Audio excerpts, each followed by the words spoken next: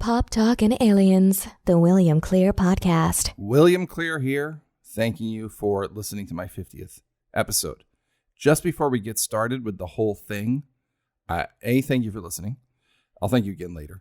But I wanted to let you know that this episode is not short. I want to talk about Elton John for a long time. And since it's the 50th episode, that's what I'm going to do.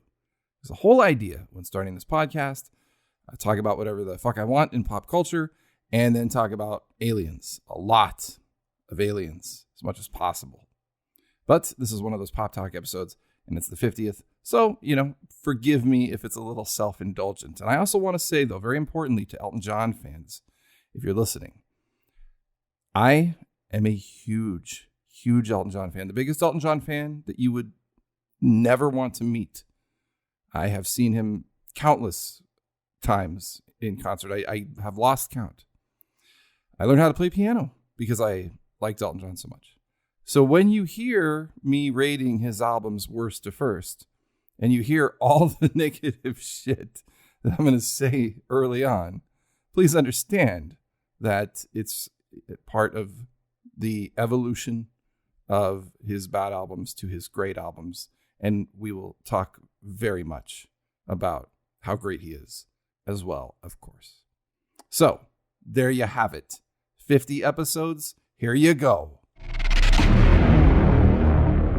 Pop Talk and Aliens, the William Clear podcast. 50 for 50. She is, ladies and gentlemen, 50 episodes, 5 years, and she has never missed a beat. 50 in a row. She's rivaling Jolt and Joe DiMaggio at this point.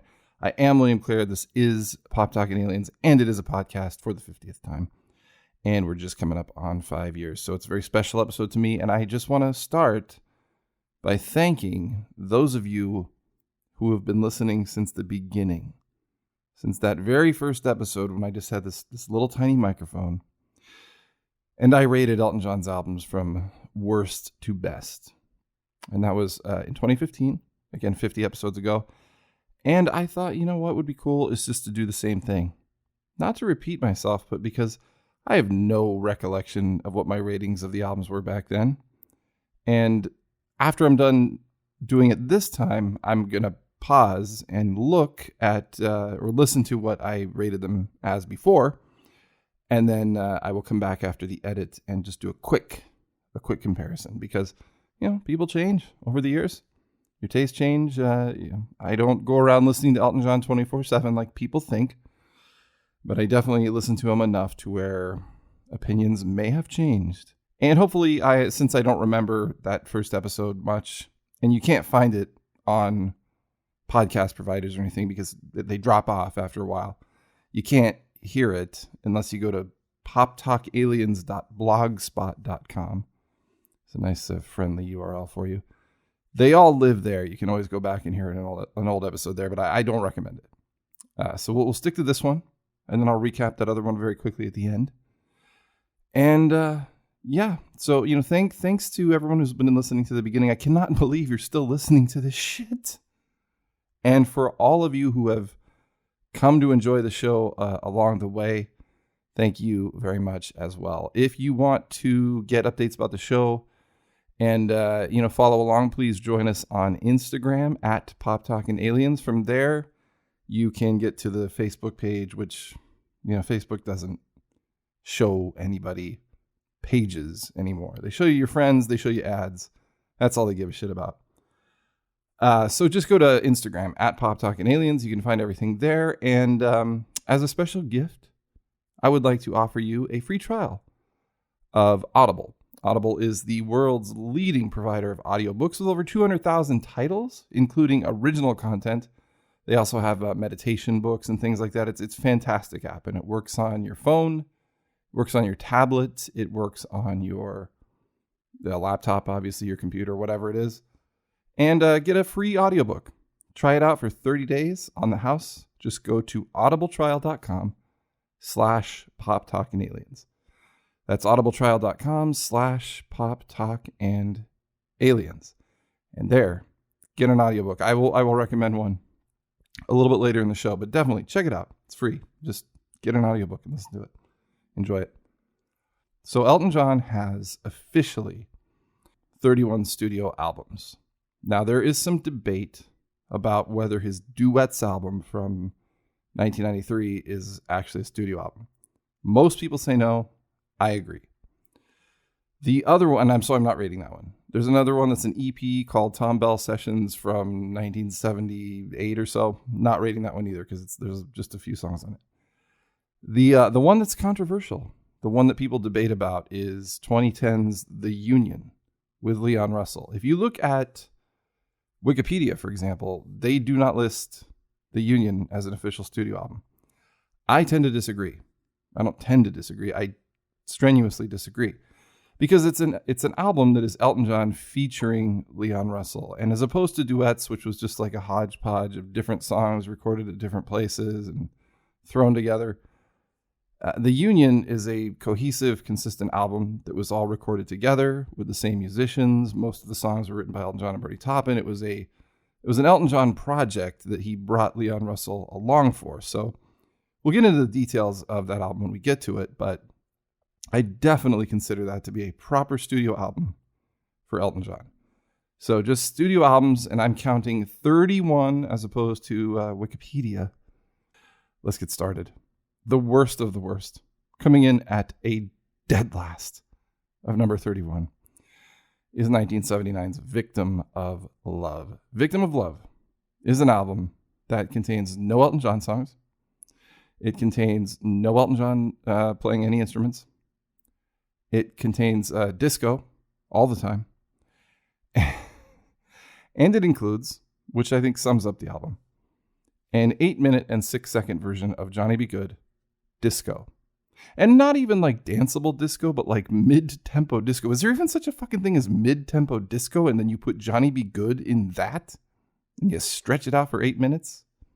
It is unlistenable. Like once you get into 2 minutes, like you can't, I can't imagine. I don't know if I've even ever gotten through that whole thing in my life, ever.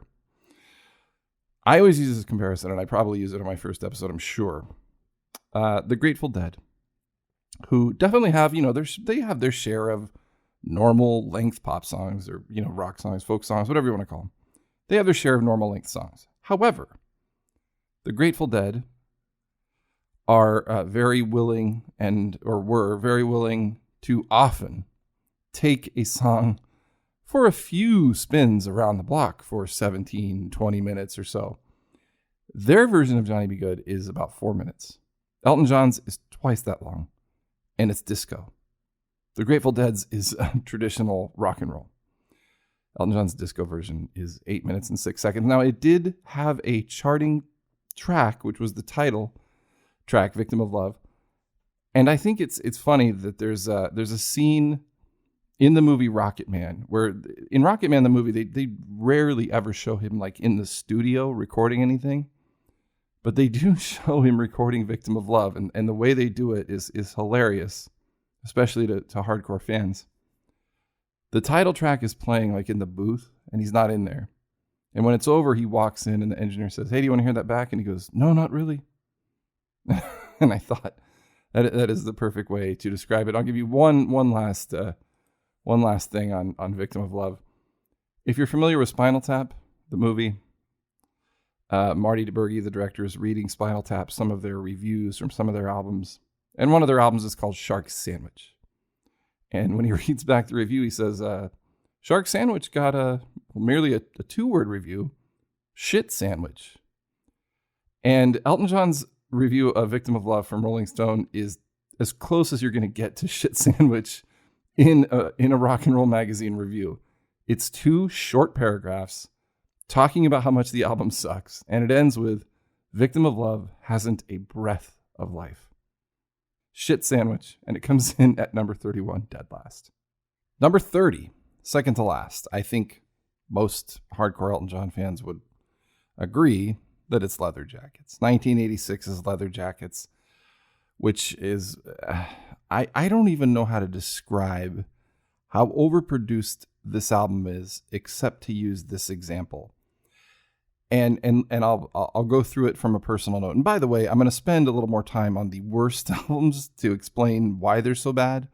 Not to focus on negativity, but just because there's so many elements that make these albums bad.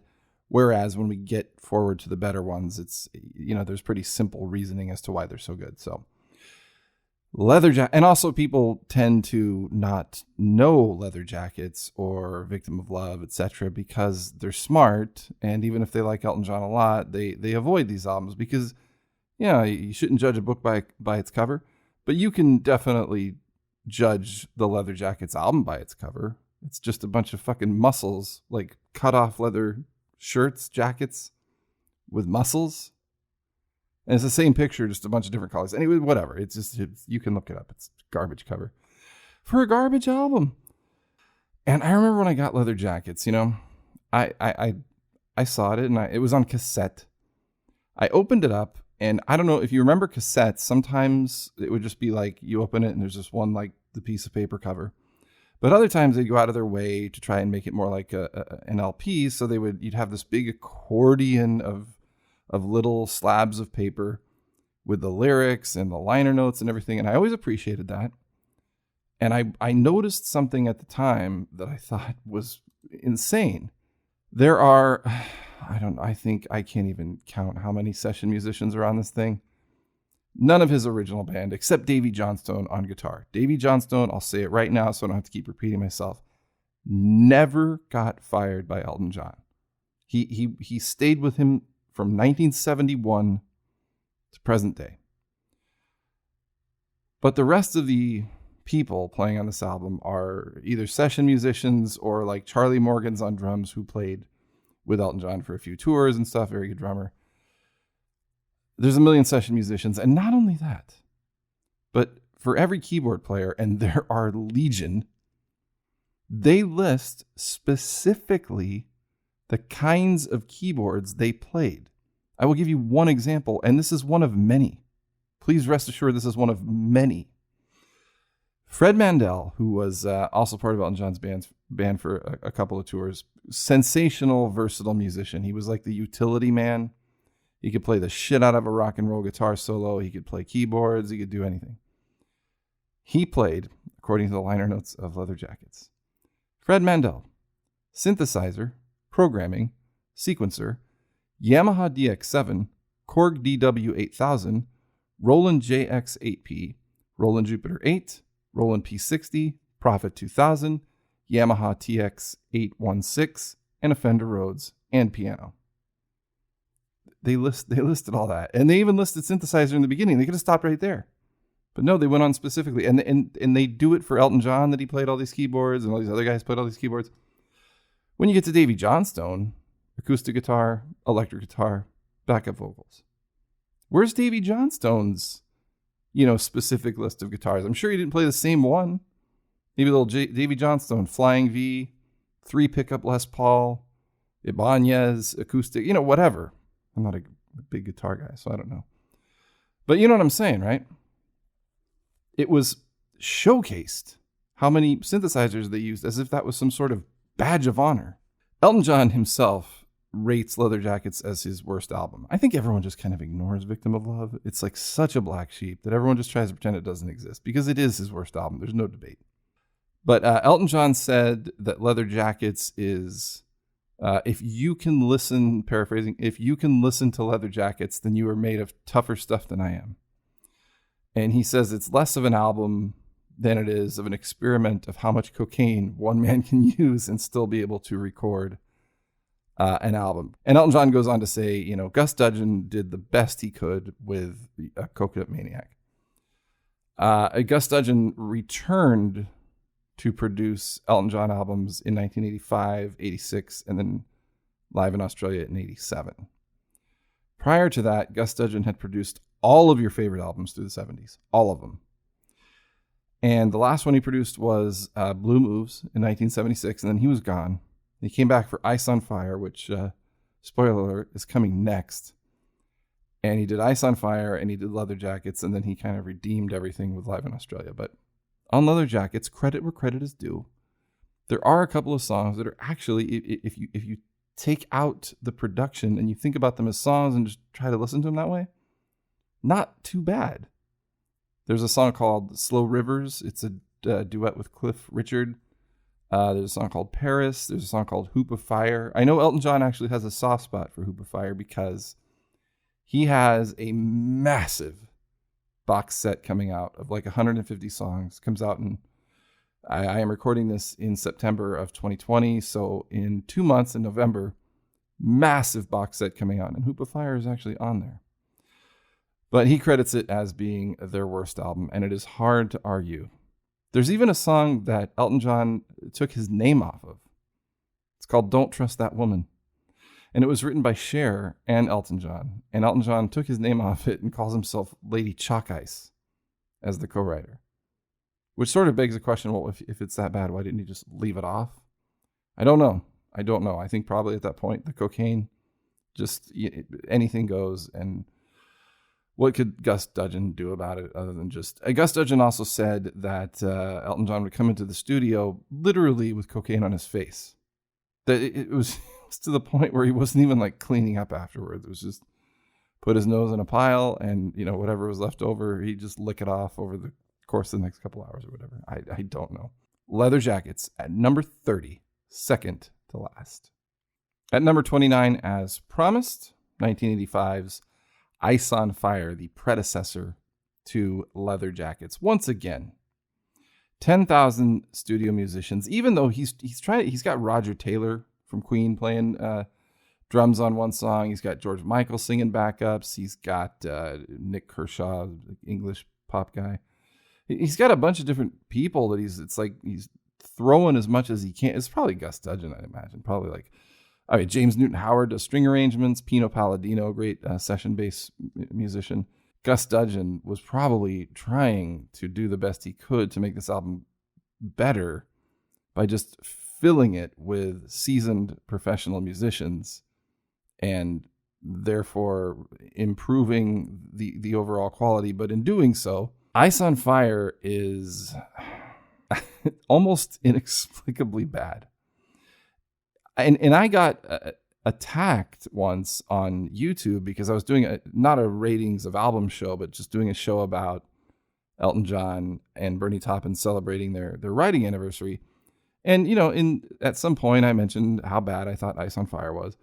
And some guy in the comment section went like 3 paragraphs just attacking me for my opinions on Ice on Fire, talking about how good it was and not making any really logical arguments about it, but he liked it and it was subjective, and that's fine.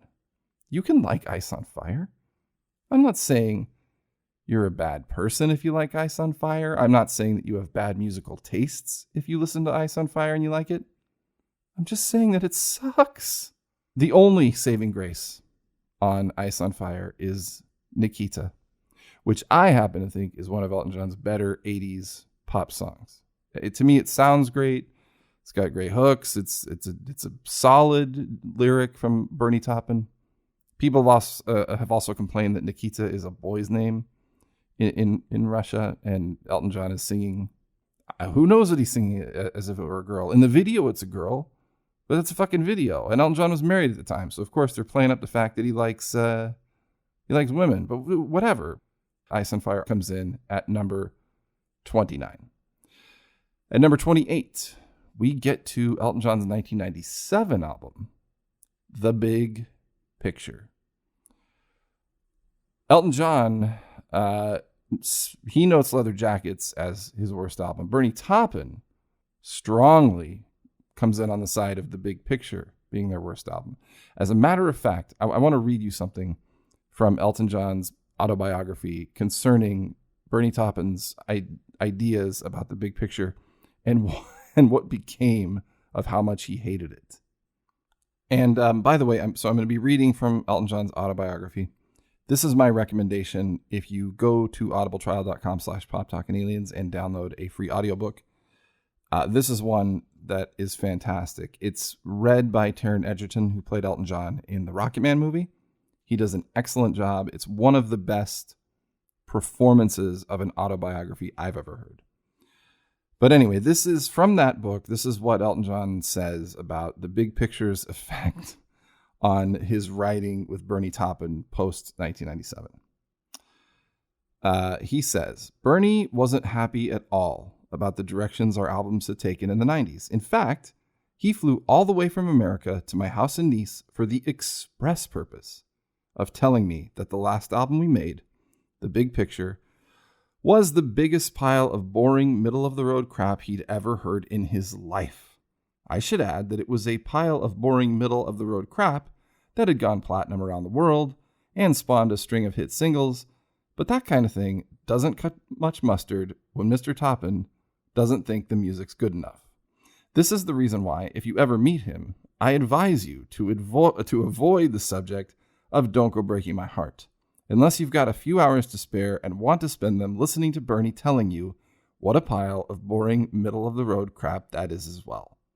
He thought we should go back to making records the way we had in the 70s, or rather, think about the way we had made records in the early 70s. Take ideas and develop them in different ways. I like that. I called it going backwards to go forwards. It was the approach we used on Songs from the West Coast in 2001, and a lot of albums we've made since then. Thank God for that conversation. I totally agree with Bernie Taupin. Although I don't rate The Big Picture as his worst album, I definitely bring it close to last. The Big Picture actually did well. Elton John mentions in his book the string of hit singles. The main reason for that was because Something About the Way You Look Tonight, which was the single from that album, was also the B-side for Candle in the Wind 97, the Diana tribute, which was the biggest selling single of all time. I don't know if it still is, but it was for some years. So yeah, I mean, you got hit with Something About the Way You Look Tonight, whether you liked it or not. There's another thing about The Big Picture that I think is a very good indicator of what went on. It was produced by Chris Thomas, hit and miss with his production on Elton John albums. He produced the second most amounts of Elton John albums other than Gus Dudgeon. And sometimes very well, and sometimes just synthesizer assaults, as is The Big Picture.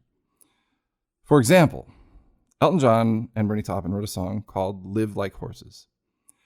And it was originally written for the Made in England album, which is a very solid, organic sounding Elton John album that I think is vastly underrated. Definitely we'll get to it later. But Elton John was playing Live Like Horses live before even Made in England came out on just piano, and it was gorgeous. I had a bootleg that wasn't even like good sounding of him singing this song, and I was like, oh my God, I can't wait to hear this song with like strings and like the whole thing when he puts it on Made in England. Fucking beautiful. Weird, spiritual, esoteric lyrics by Bernie Taupin. It was fantastic. They didn't use it on Made in England. Instead, they threw it on The Big Picture, and they sterilized the shit out of that song. They boiled everything off it and turned it into this, as Bernie Taupin was describing the album, a pile of boring crap. It doesn't stand out. It just washes across the rest of the album like any other song on it. Lifeless, cold, synth-driven. And another thing I should say about Elton John's period of writing in the 90s, and particularly The Big Picture, when Bernie Taupin talked to him in the part I was reading you from that book about looking at the way they wrote in the 70s and applying it to the way they wrote now, one of the big things I think he was probably talking about there was that for a while Elton John was writing to a drum machine. So he would look at a lyric, and then the studio guys would play him a bunch of beats, and he'd say, oh, that one. And then he would take that drum beat and he would go right to it, which was never anything that he had done before. And that kind of thing, as a songwriter, very dangerous because it just, in my opinion, and maybe there are artists who do this and record fantastic songs, I don't know. But in my opinion, when you start doing that, you start relying on the drum machine to provide elements that you are now leaving out of the music as a result of the fact that you're listening to this drum machine fill in stuff that you are now neglecting to write. I don't know if that makes sense, but if you're just sitting down with an instrument writing, you got to do all the work. You can't rely on, well, the drums will do this right here, so that'll sound cool, and I don't need to put an extra chord change in there. It's fine. So that's what you get with the big picture. And that is why the big picture comes in fourth to last at number 28. At number 27, we go to Elton John's most recent album, which is kind of depressing. Wonderful Crazy Night. This album was produced by T-Bone Burnett. It was the third album in a row that T-Bone Burnett had produced for Elton John. The first was The Union. The second was The Diving Board.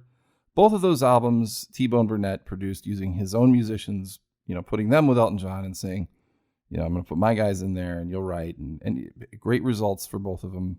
But when it came to Wonderful Crazy Night, after The Diving Board, which is a very somber, introspective album, and he wanted to get back to using his stage band, which I think, great decision, very exciting. Nigel Olsson on drums, Davy Johnstone on guitar, Ray Cooper coming back, which, those guys were playing with him every night. And then he was using these other musicians for these other albums, but they were kind of different albums. So it was, it's fine. But he's like, let's bring the band back and let's do this very happy up-tempo album. I want everything to be happy. And so what happens as a result of that is he told Bernie Taupin, I want all these fucking happy celebratory lyrics. You can't do that to Bernie. You can't give him those kind of restrictions.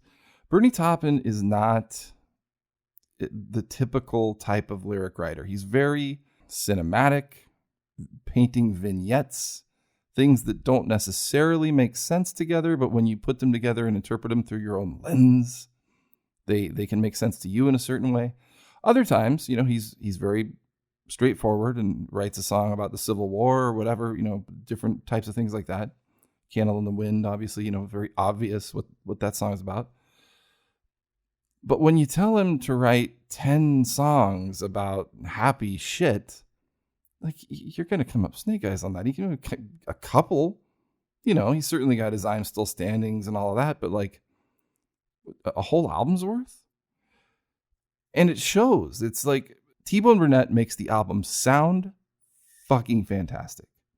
It's sonically, I actually still listen to certain songs on that album just because of the sound quality, because of the mixing, because of the producing, because of the musicianship. The performances are stellar.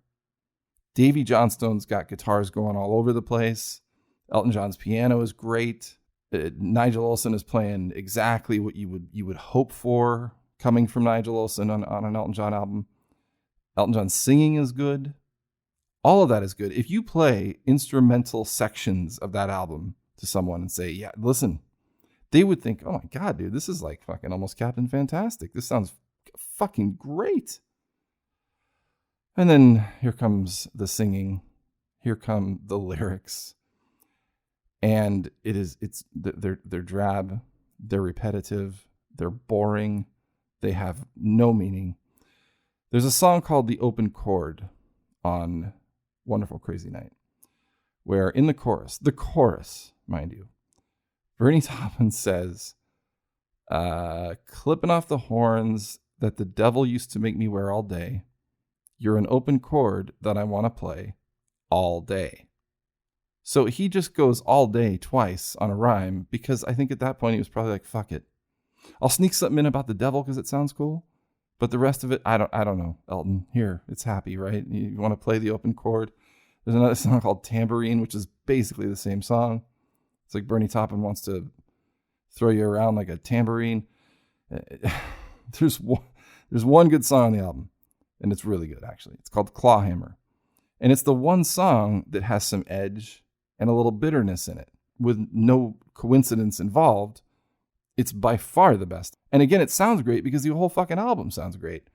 But the songwriting, and I can't blame Bernie Taupin. If Elton John issues orders to him to write songs that are not his speciality, you're not going to get great lyrics. And Elton John, as good as he is at even taking shitty lyrics and making them into good songs, he's also approaching this from this, I'm going to write up tempo stuff and everything's going to be happy and it's going to be a festival album.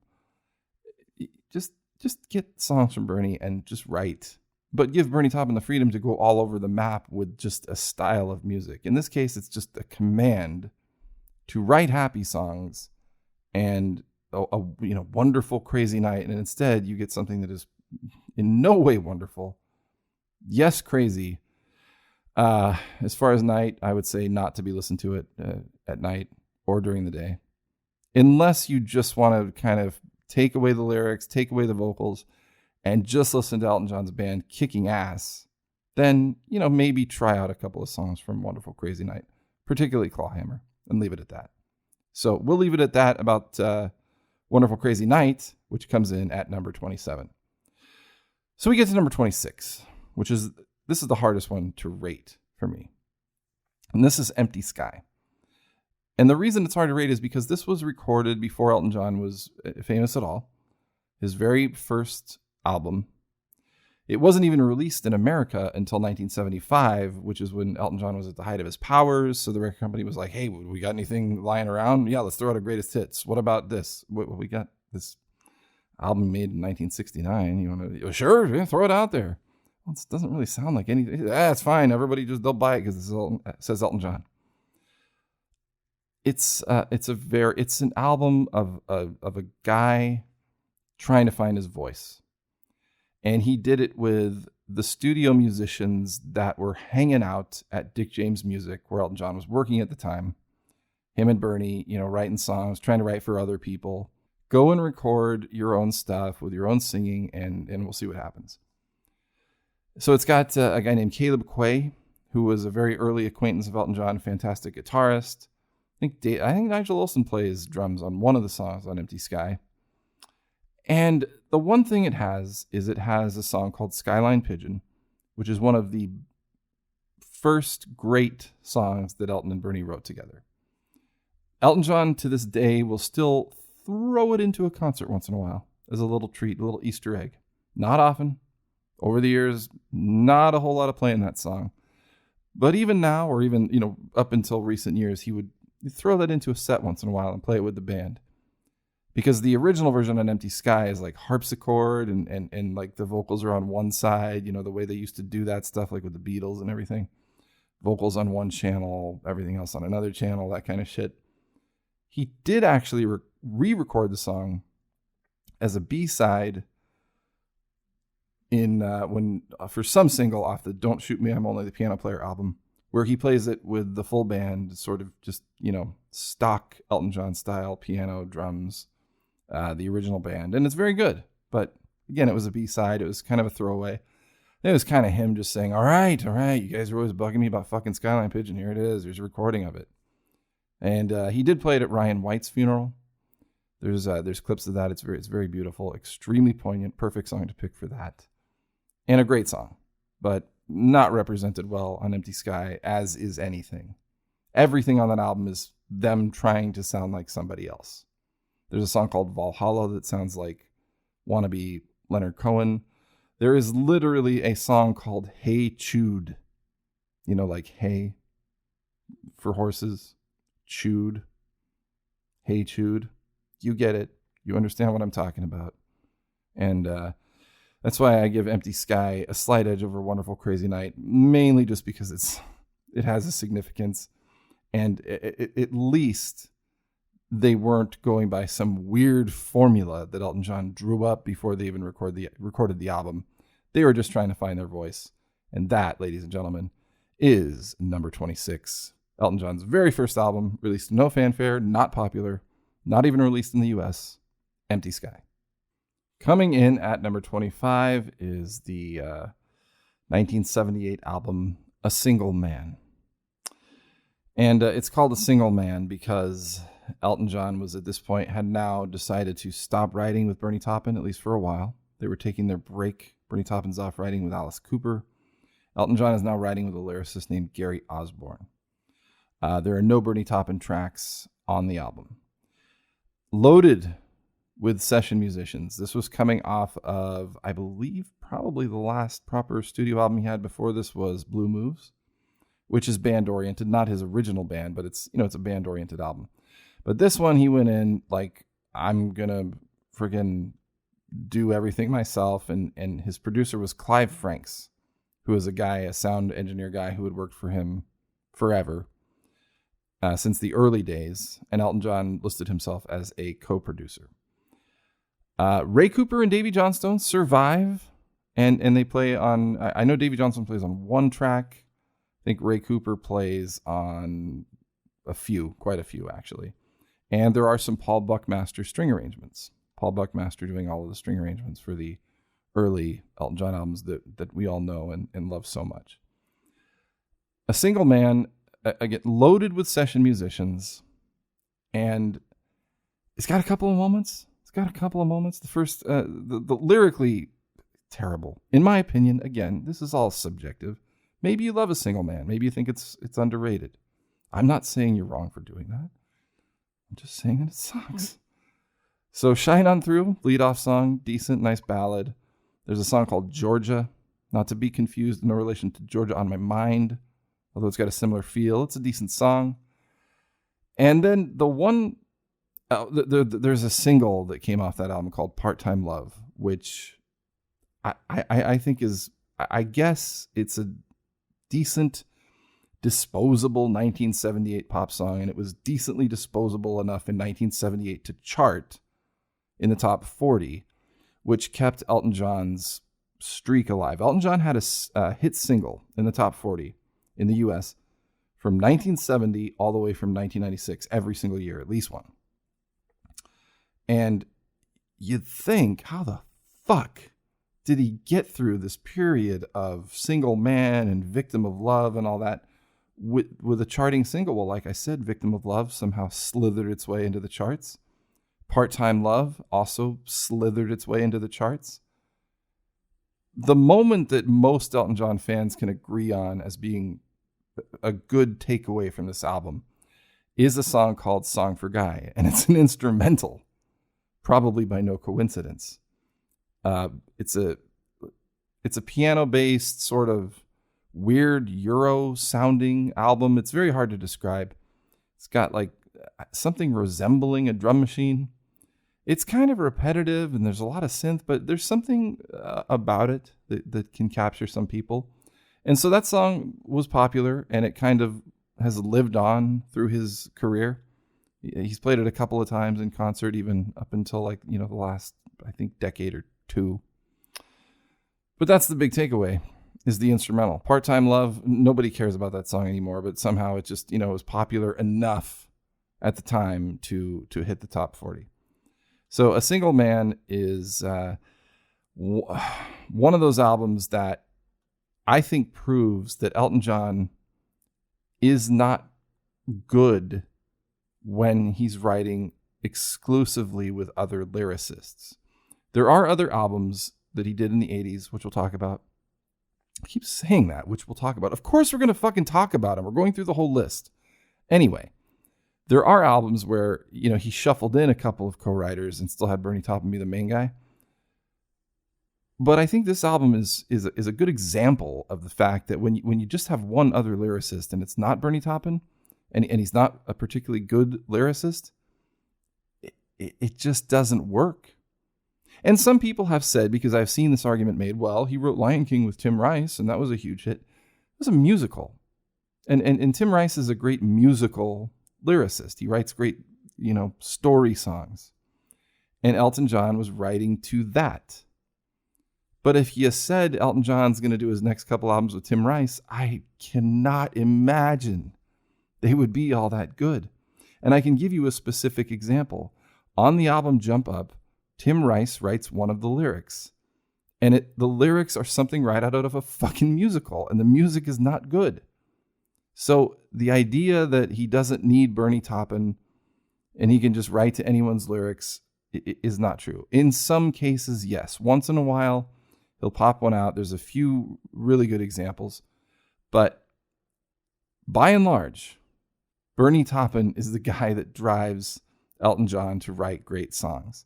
And if you look at Elton John's farewell tour, I think, I'd have to double check this, but I am pretty sure that there are no songs in that fucking set that were not written by Bernie Taupin and Elton John. There might be one exception, but I'm pretty sure, and I'll verify this before we're done. Pretty sure that entire set, which is all hits geared. I mean, it's just hits, right? It's the farewell tour. He's not going to be going deep cuts. It's all Bernie Taupin, though.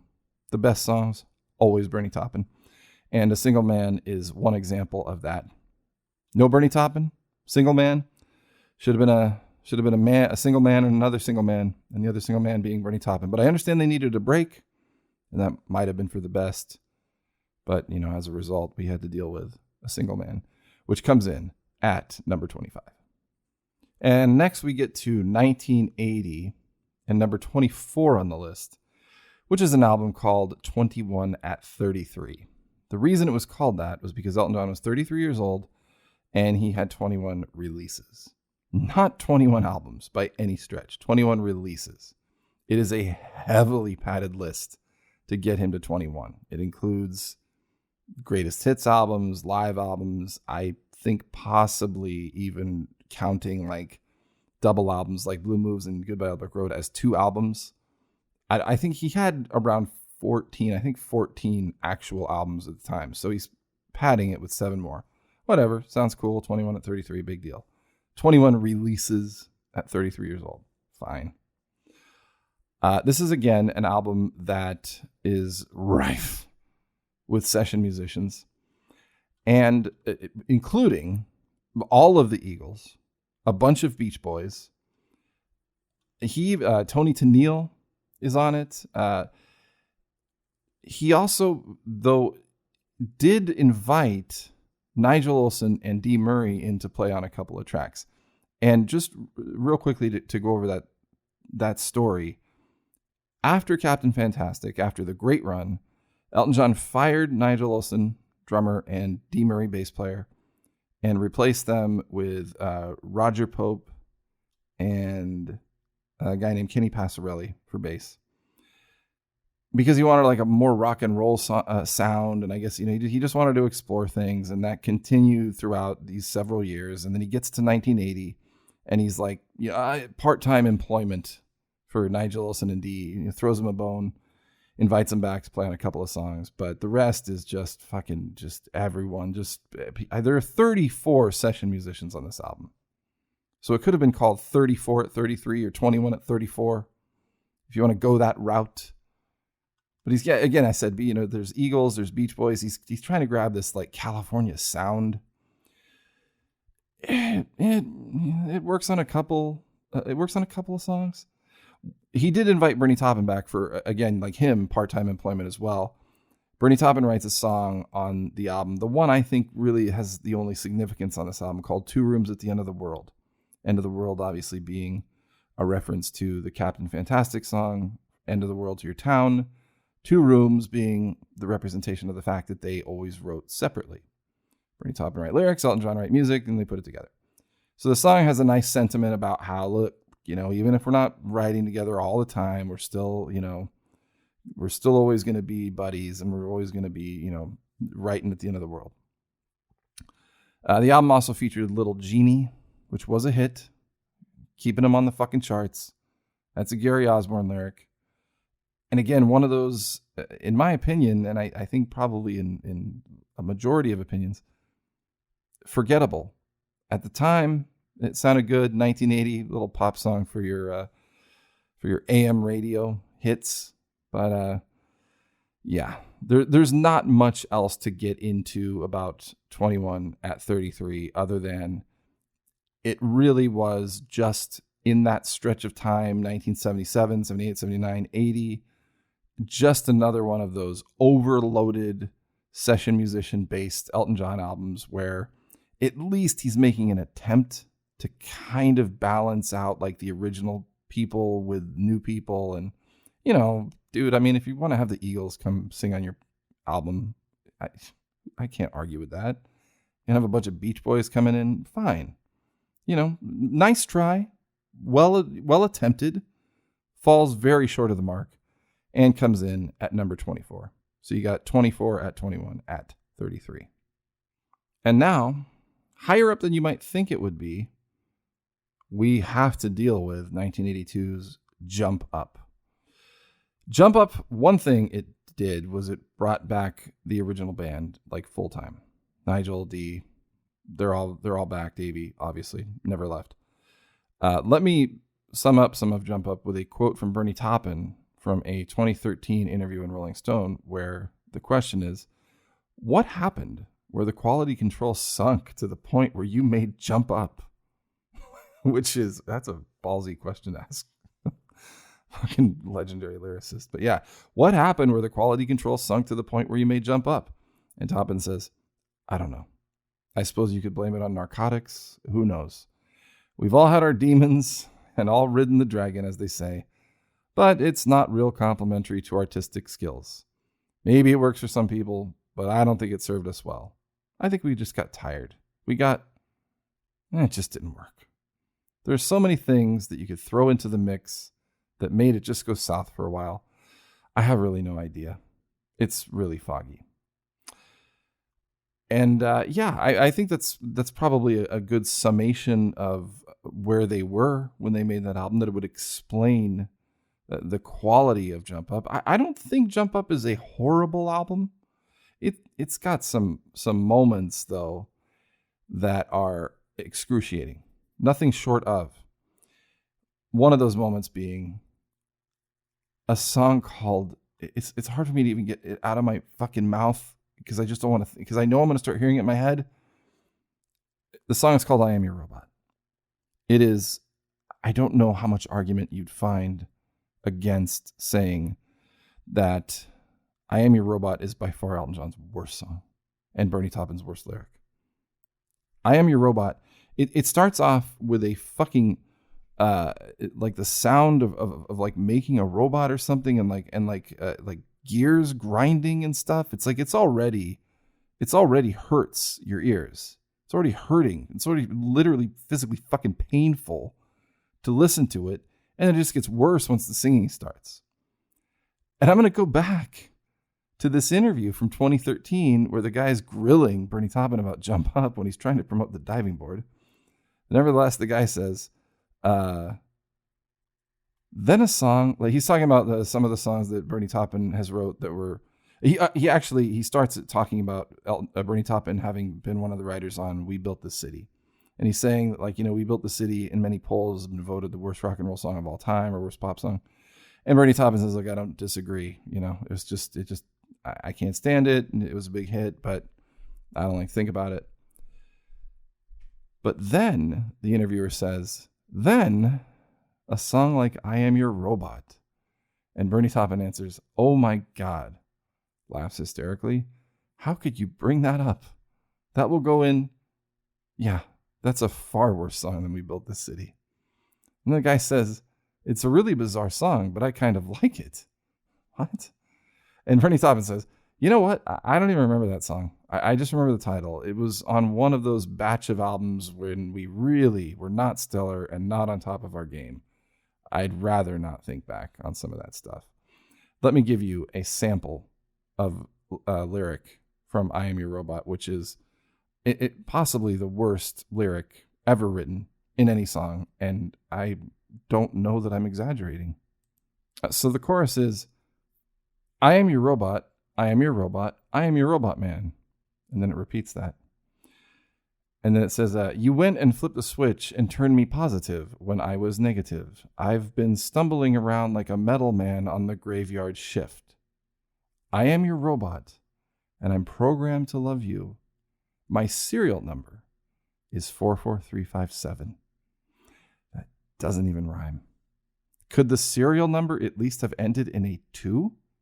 To rhyme it with you? No, because this is I Am Your Robot, and it is a slap in your face. And Bernie Taupin would rather not even think about it. Now, I there's two things I do have to mention about Jump Up that kind of indicate that things may get better, and they do on the next album, which was Too Low for Zero, which was 1983. Jump Up again, 1982. Empty Garden, the tribute to John Lennon, is a standout on that album and would have been a standout on a lot of albums because it is a great song. And the lyrics are incredibly poignant, and they weave in references to things that John Lennon was a part of, like Can't You Come Out to Play, from like the Dear Prudence reference. And the title, Empty Garden, is a play on words in that he uses the metaphor of John Lennon being a gardener throughout the song. And John Lennon's last performance was with Elton John at Madison Square Garden in 1974, 6 years before he died. And this song is wonderful. The melody, the chorus, the hooks, everything about it, fantastic song. Elton John hardly ever plays it live because he says it's too emotional. Personally, I was lucky enough to hear him play it once at the Oakland Arena just after Bill Graham had died, because he wanted to dedicate it to Bill Graham. And it fucking went over like wildfire. People went nuts for it. It was awesome. It's Empty Garden. There's also a song at the end of the album called All Quiet on the Western Front, which to me is worth the price of admission just to hear Nigel Olsson go apeshit on the drums for like the last 3 minutes of the song. Other than that, you can take your jump up and you can enjoy it if you like, but for the most part, Empty Garden, maybe you hit All Quiet on the Western Front if you want. The rest of it, not so much, and especially I Am Your Robot. I don't even recommend listening to I'm Your Robot so that you can have a laugh, because it's not even funny. It's so insulting as a song that it's not even funny as a joke. It's just that bad.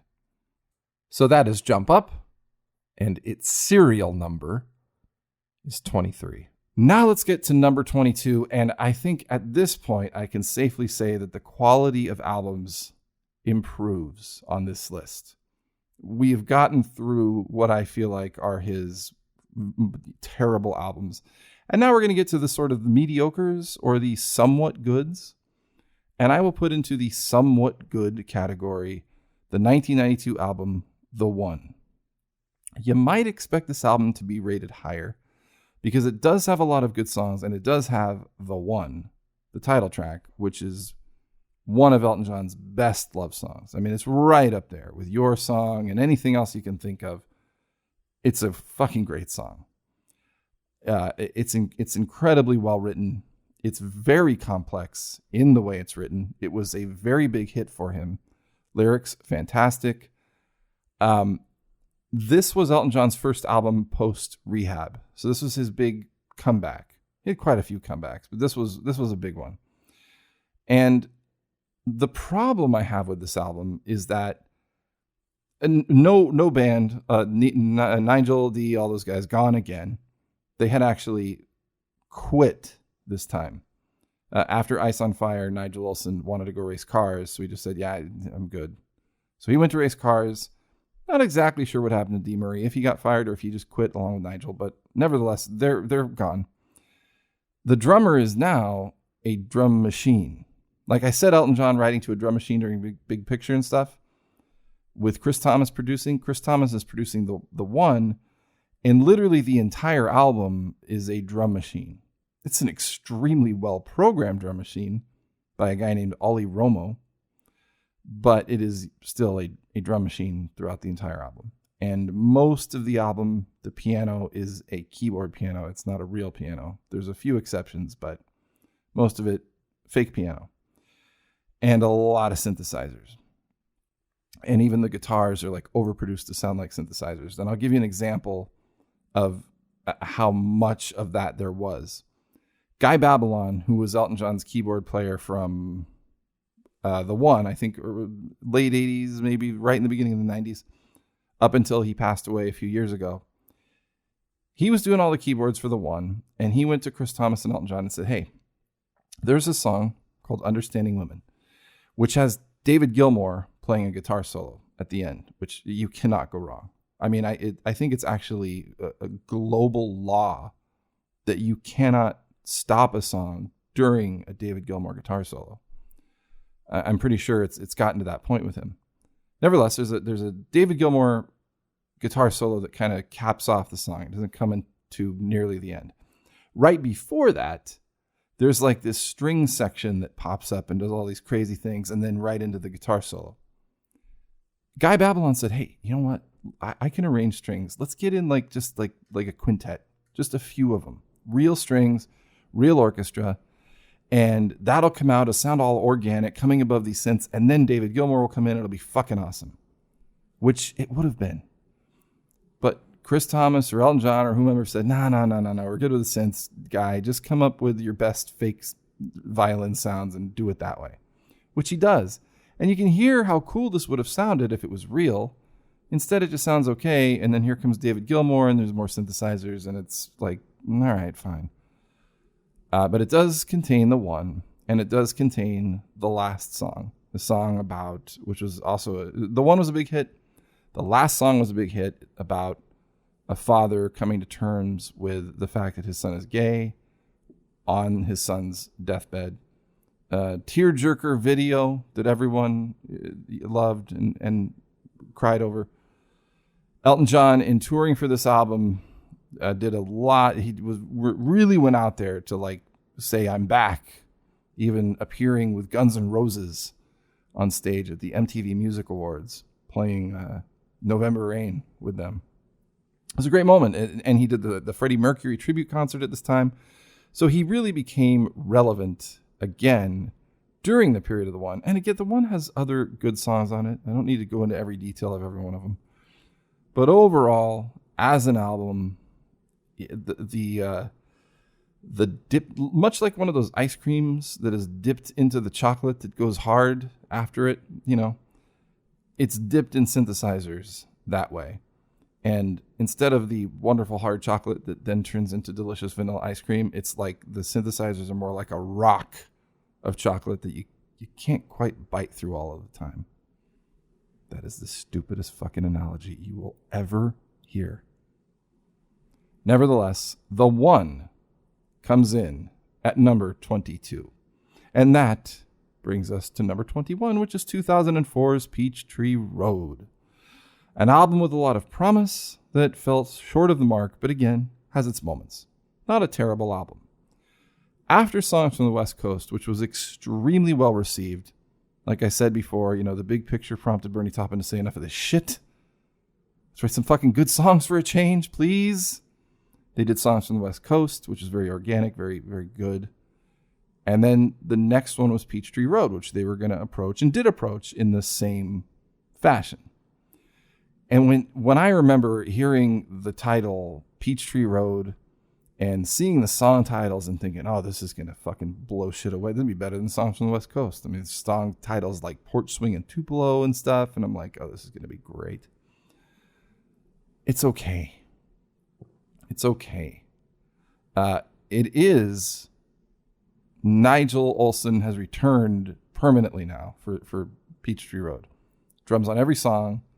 They recorded in Atlanta. They got a great gospel choir to augment the gospel flavor that they were going for on this album, which is done very well.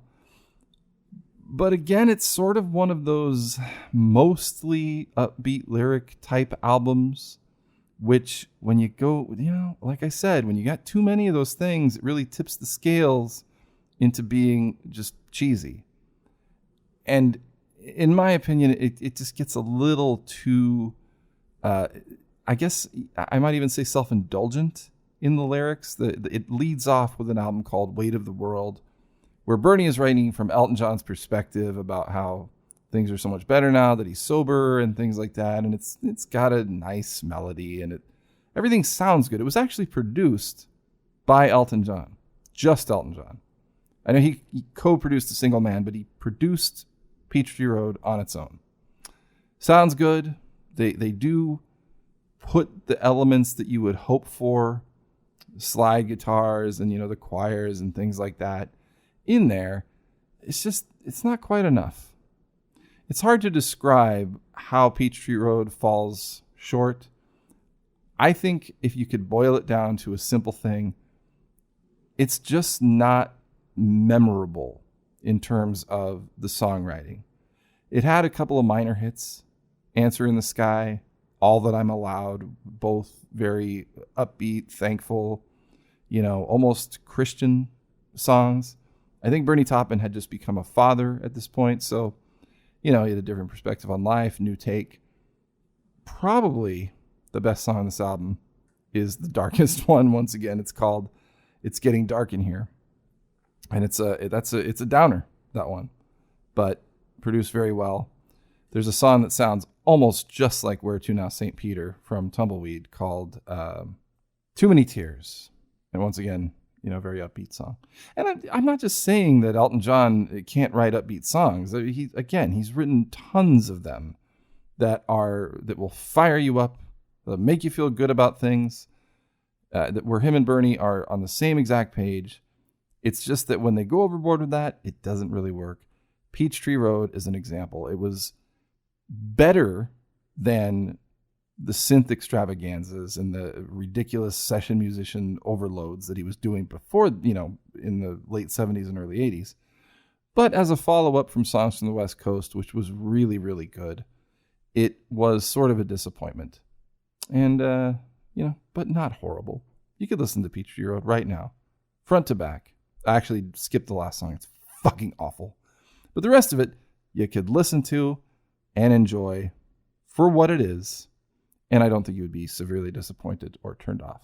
So that's Peachtree Road, and that's number 21. Now we come to number 20, which is the album Breaking Hearts, which I think is quite good. Breaking Hearts, again, original band, this one, 1984. And when he got past Jump Up, and he got to Too Low for Zero and Breaking Hearts in 83 and 84, so Breaking Hearts is 84, he's got the original band going.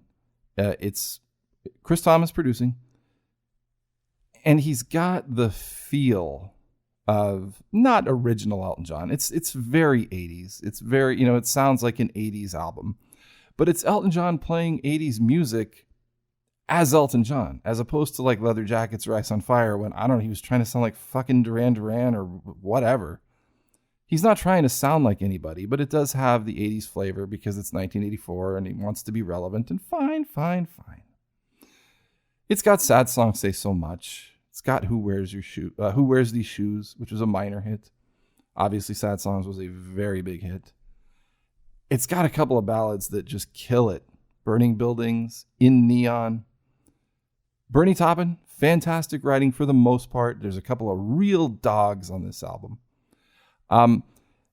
There's not a lot to say in terms of, production stories or anything like that. Elton John obviously was still doing the coke, but maybe he had laid low a little bit for this album, because it really does have really good elements basically from beginning to end. And the title track is one of Elton John's most underrated songs, Breaking Hearts. It's almost got a show tune feel. A lot of falsetto, great backup vocals, incredibly good lyrics by Bernie Taupin about getting older, not being the ladies' man so much anymore, kind of having to get past that with age and everything. It's very somber, somewhat sad, very reflective, very good. So Breaking Hearts comes in at a solid number 20. And that'll take us to Red Strikes Back, 1988. This was the comeback before the comeback of the one.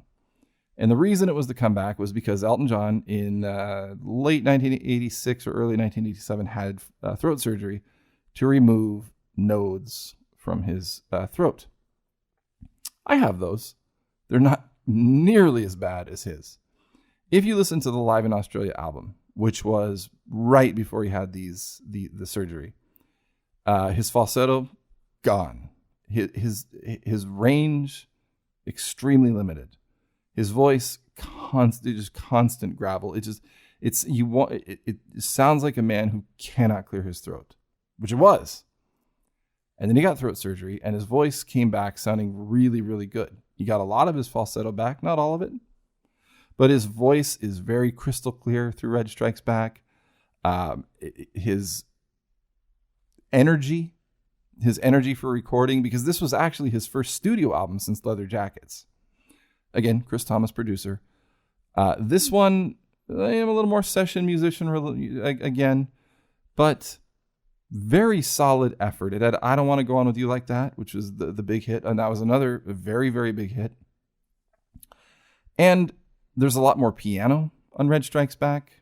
There's a lot of Beach Boys California influence. As a matter of fact, once again, the Beach Boys sing on quite a few songs. The song ends with a song called Since God Invented Girls, which actually mentions Brian Wilson in the lyric, and it's got a bunch of Beach Boys singing. And it's vastly underrated. There's a song called Word in Spanish, which is a minor hit, which has Davy Johnstone doing an acoustic guitar solo, which is one of Davy Johnstone's best guitar solos on any Elton John album ever. As a matter of fact, I was in this music class as a freshman in '88 in high school, and I had that album on a cassette, and I had it, it was brand new, and I had it like with my Walkman, and one of the guys who was like a rock guy, in the class, was a drummer, and he looked over and he said, is that album any good? And I was like, well, I mean, I like it. I think it's pretty cool, yeah. And he goes, the Spanish songs on that one, right? I said, yeah. He goes, that is a fucking great guitar solo. That is is the rest of the album like that? And I was like, no, not so much. But he's like, well, that's fucking, that guitar solo kicks ass. And I was so happy that he knew that. I was just so happy that Elton John at that point was at least, because this is kind of a lull in his career. He's always famous. He's always drawing the crowds and everything. But in terms of, other than just having that one hit, he wasn't particularly relevant. So for someone like that to know that there was this great guitar solo on A Word in Spanish made me very happy. So that's my personal experience with Red Strikes Back. Other than that, it basically was Elton John shedding his big persona. He was selling off all of his costumes. The album cover is actually like all of his costumes sort of laid out, hanging up, ready for auction. And he did. He auctioned them all off. And hence the title Reg Strikes Back.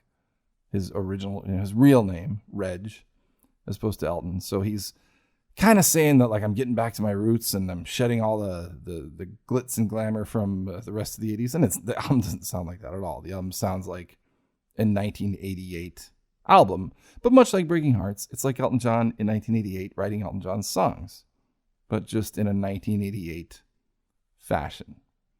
Very listenable to me. Solid. There's one fucking garbage song there called Poor Cow, which is an immediate skip. But for the most part, outside of that, it's not bad. It's not bad. Especially from a guy who's coming off throat surgery and, a couple of god-awful albums. Mildly successful live album with Live in Australia. Trying to put himself back in the fold. Solid effort. Solid effort. It's not the comeback album that he wanted it to be, but it did fine. And I Don't Want to Go On With You Like That was a massive success. So if nothing else, it was that. It's one other thing I have to mention about that album, which I thought was a cute little thing that Bernie Taupin did. Candle in the Wind the previous year had been a huge hit. It was the live version from the aforementioned many times Live in Australia. And, Goodbye Norma Jean and all that. And it was a pretty successful single. So there's a song on Red Strikes Back called Goodbye Marlon Brando. And me at the time, a huge Marlon Brando fan, I see this title and I think, oh, this is going to be like another Candle in the Wind, except this time it's going to be Marlon Brando. It isn't. Marlon Brando has nothing to do with the song. It is a song that sounds like Elton John almost trying to sound like Poison. Like there's just a shit ton of guitars. Most of them played by Fred Mandel, who I mentioned earlier being a great rock guitarist. So it's like him and Davey playing, probably 10 tracks of guitar in total. No piano, just total rock. This is a rock song. And it's a list of things to say goodbye to. It's Bernie Taupin giving you a list of things to say goodbye to. Say goodbye to Marlon Brando. Say goodbye to lists. Literally, that's one of the lyrics. Say goodbye to lists. It's like a say goodbye to the 80s and all the shit that he didn't like about the 80s. It's not very good. But I do think that it was a cute idea to deceptively put the title Goodbye Marlon Brando, making one think that they were about to listen to yet another old Hollywood star tribute. And instead, you get nothing of the kind. Red Strikes Back, number 19. Number, what are we on? 18 now. Yes, The Fox. The Fox is an interesting album, sandwiched in between 21 at 33 and Jump Up, two albums that are well below par, as we've discussed, comes this gem of an Elton John album. The Fox, very, not only underrated, but rarely spoken of, not known to a lot of people. As a matter of fact, when I was becoming an Elton John fan, I could not find The Fox anywhere. And it was like months and months and months before a friend of mine saw it in a record store, used LP, and finally acquired it for me. And I thought, God, this is going to be terrible, right? Because, I mean, it's like they're basically like hiding it. No, not at all. It's a very organic album. Chris Thomas, yes. Once again, this was the Chris Thomas period. I keep bringing up his name because we're sort of covering albums from all in the same era because they're all similar quality. But The Fox is a standout. The Fox is one of the better 80s efforts, if not probably like third best in the 80s. If you're going to listen to an 80s Elton John album, in its entirety and not really have any skips, The Fox is for you. As a matter of fact, I was looking back at some of these reviews of what these albums got at the time. The Fox got a solid 3 stars out of Rolling Stone.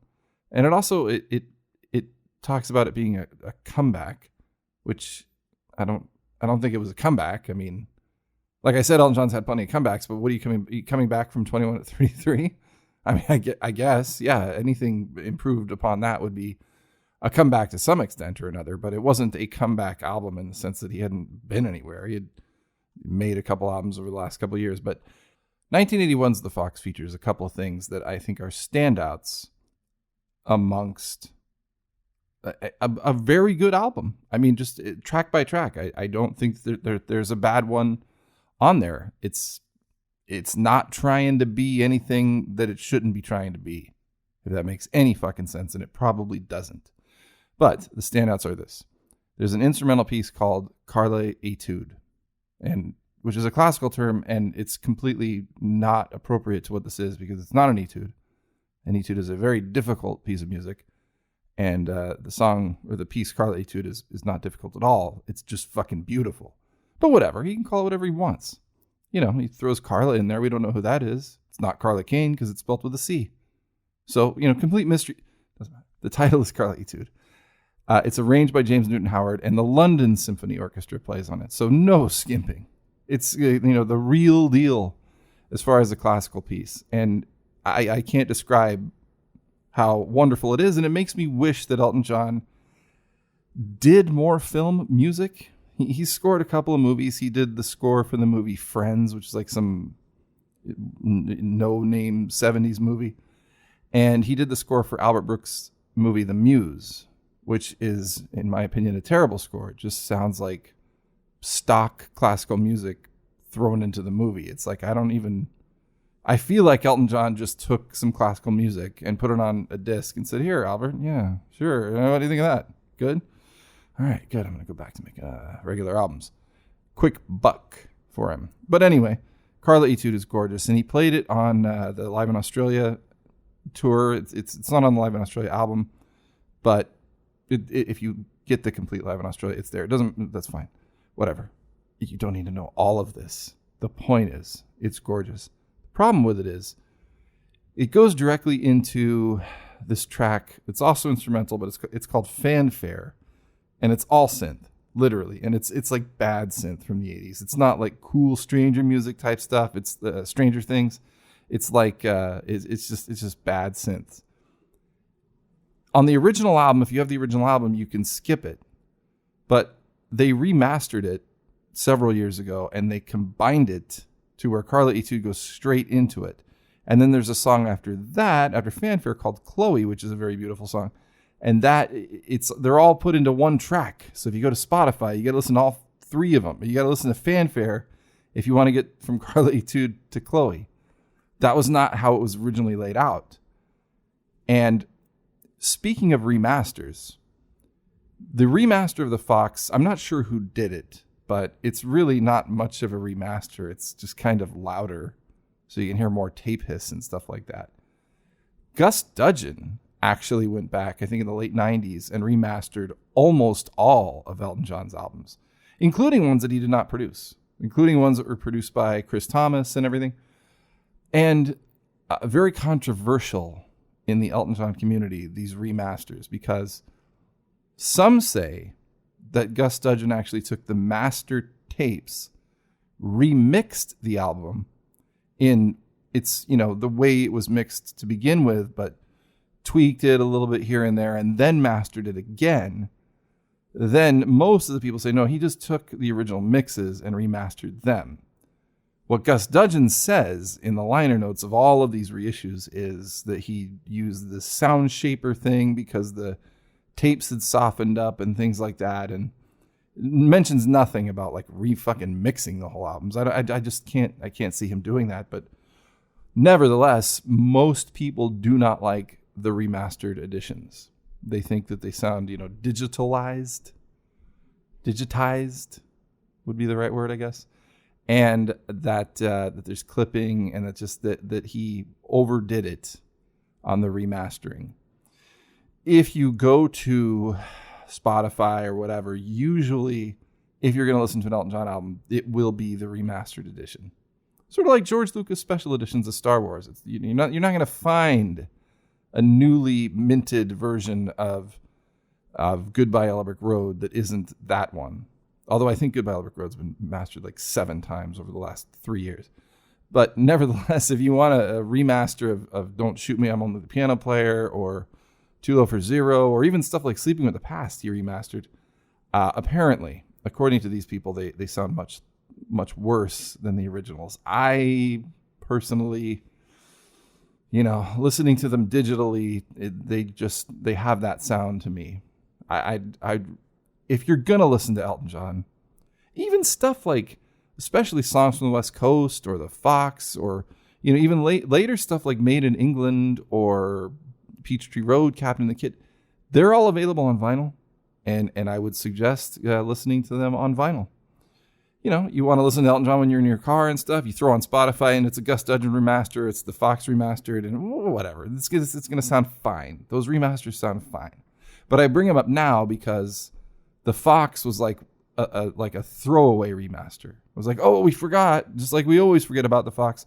Yeah, here's a remastered Fox. Gus Dudgeon? I don't know. I don't know. Somebody did it okay. It's louder. You like that? It's louder than the original. It's louder than your cassette tape. Anyway, that's the story of the remasters of the Elton John albums. So most remasters that you'll hear on your digital streaming services are Gus Dudgeon remastering Elton John albums, whether he produced them or not. So anyway, yeah, there's Carla Etude. And then there is my favorite Elton John non-Bernie Taupin lyric song, which is called Elton's Song. Lyrics were by Tom Robinson. And apparently it's a song about a gay person falling in love with a boy. To me, that's fine. To me, it's just a beautiful love song, no matter what.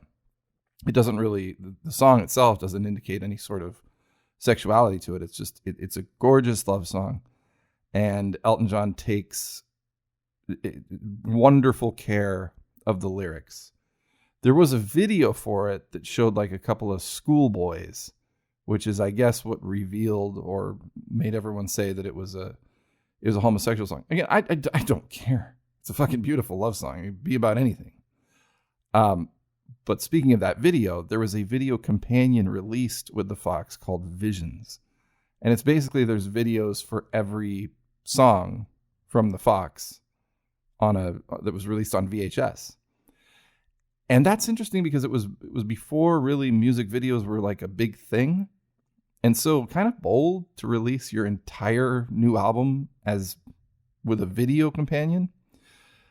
The way I can describe that video companion to you is, if you were to take Pink Floyd The Wall, the movie, remove all the cartoons, remove anything edgy, remove anything that had any sense of story or narrative, And it was just like the parts where the kids are running around and stuff. That's Visions. It just doesn't seem to know what it's supposed to do. And I don't know what it should be supposed to do in 1981. So that is The Fox. It is a gem, though. I highly recommend checking it out because fucking nobody knows that album. And there really isn't a bad, except for that fanfare thing, there's really not a bad song on The Fox. Now, that brings us to another comeback of sorts. Not a comeback career-wise, but maybe musically. And that is Songs from the West Coast from 2001. Now, this is the album that Bernie Taupin was begging for when he flew to Nice for the express purpose, as Elton John said, of telling him that the big picture sucked and that they needed to start listening to albums or approaching albums the way they did in the 70s. And again, not writing them, not trying to sound like the 70s. Songs from the West Coast is an excellent album. And it's organic. It sounds like this is Elton John music.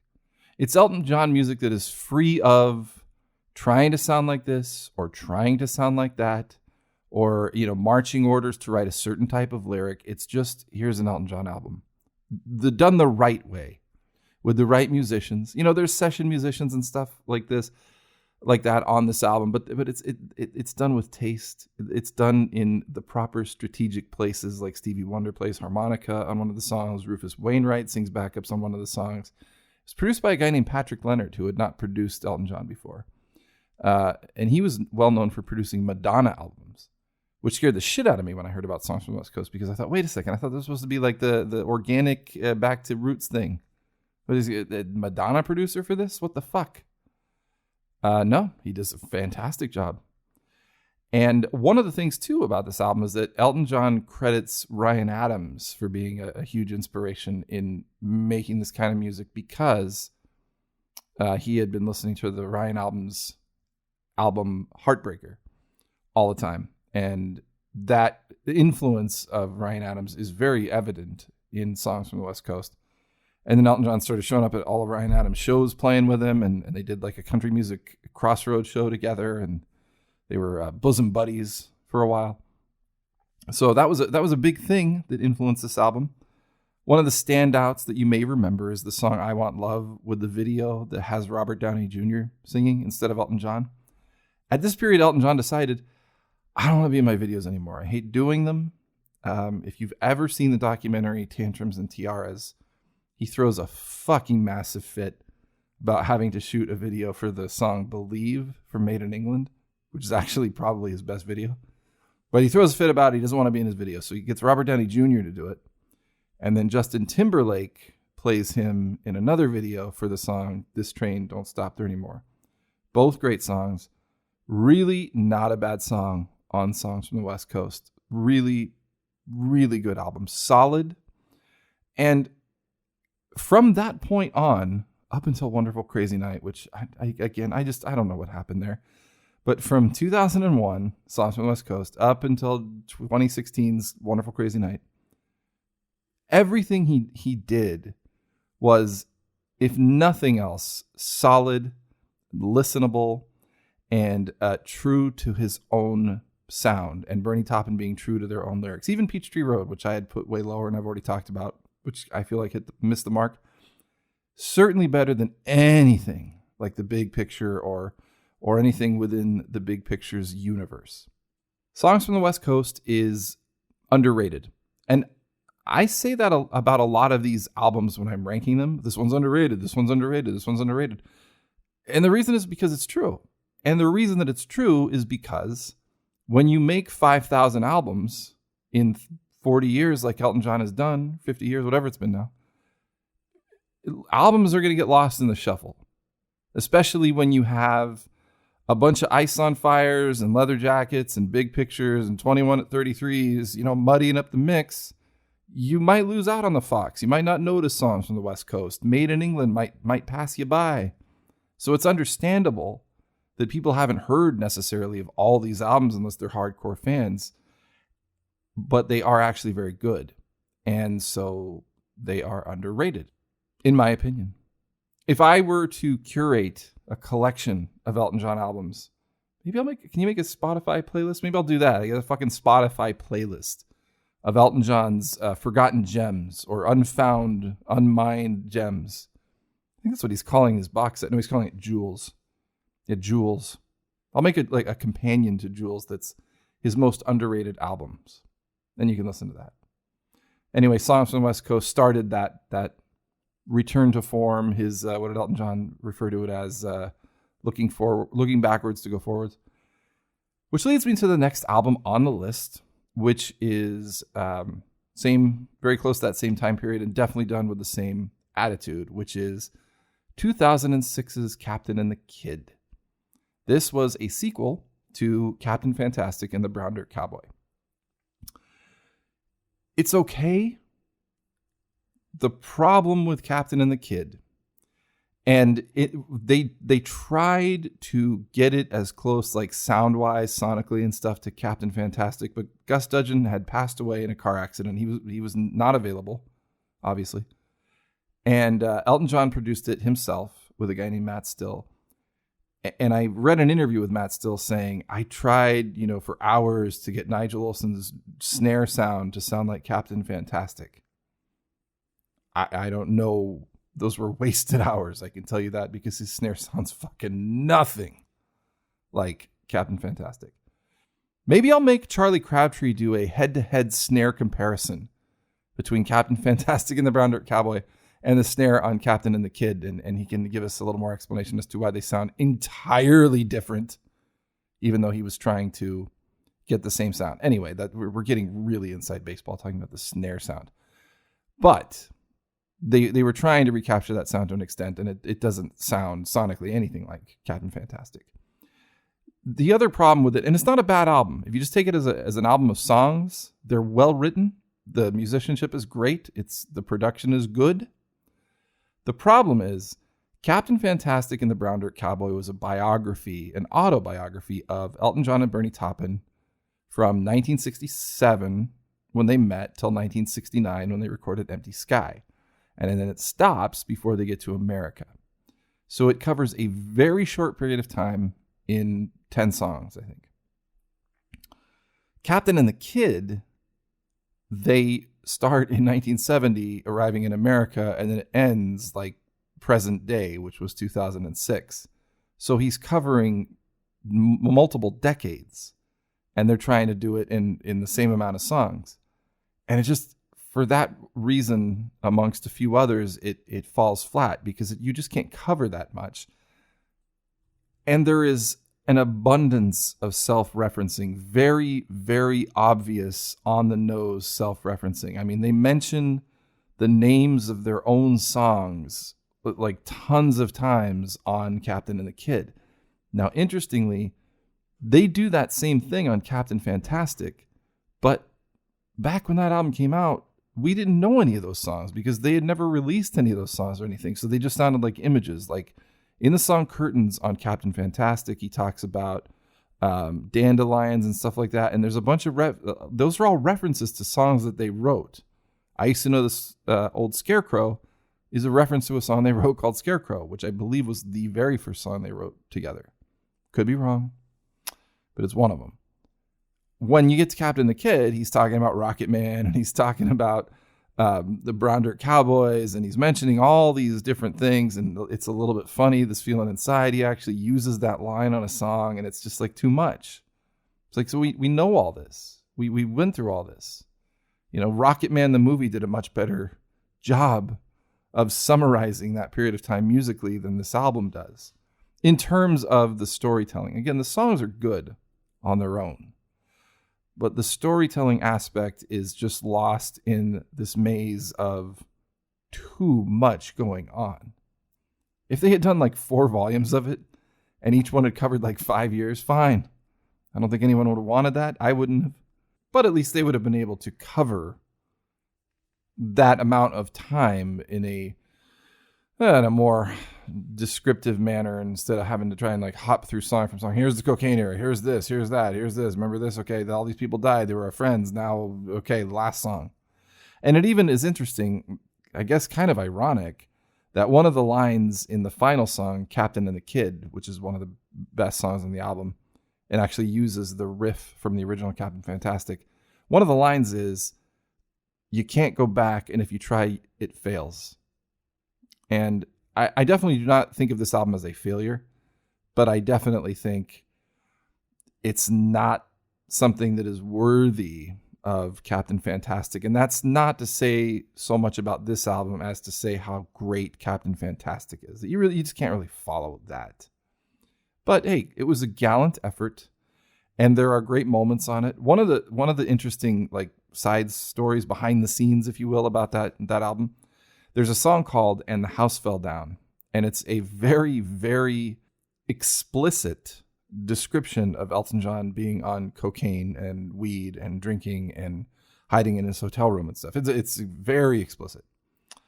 And one of the interesting things is in an interview, Bernie Taupin talked about how when he wrote the lyric, he gave it to Elton and said, I think this is probably going to be something like Neil Young, one of the like a moody sort of very ethereal types of drug songs. And he said Elton John, when he looked at the lyric, went a totally different way, because when Elton John read the lyric, he's seeing them talk about cocaine and everything. So he writes this sort of manic, almost paranoid sounding melody around it. And then in the chorus, he brings this sort of 80s "I'm Still Standing" type feel to it, which is kind of representative of, the time that he was doing cocaine the most. And I have to think that's intentional.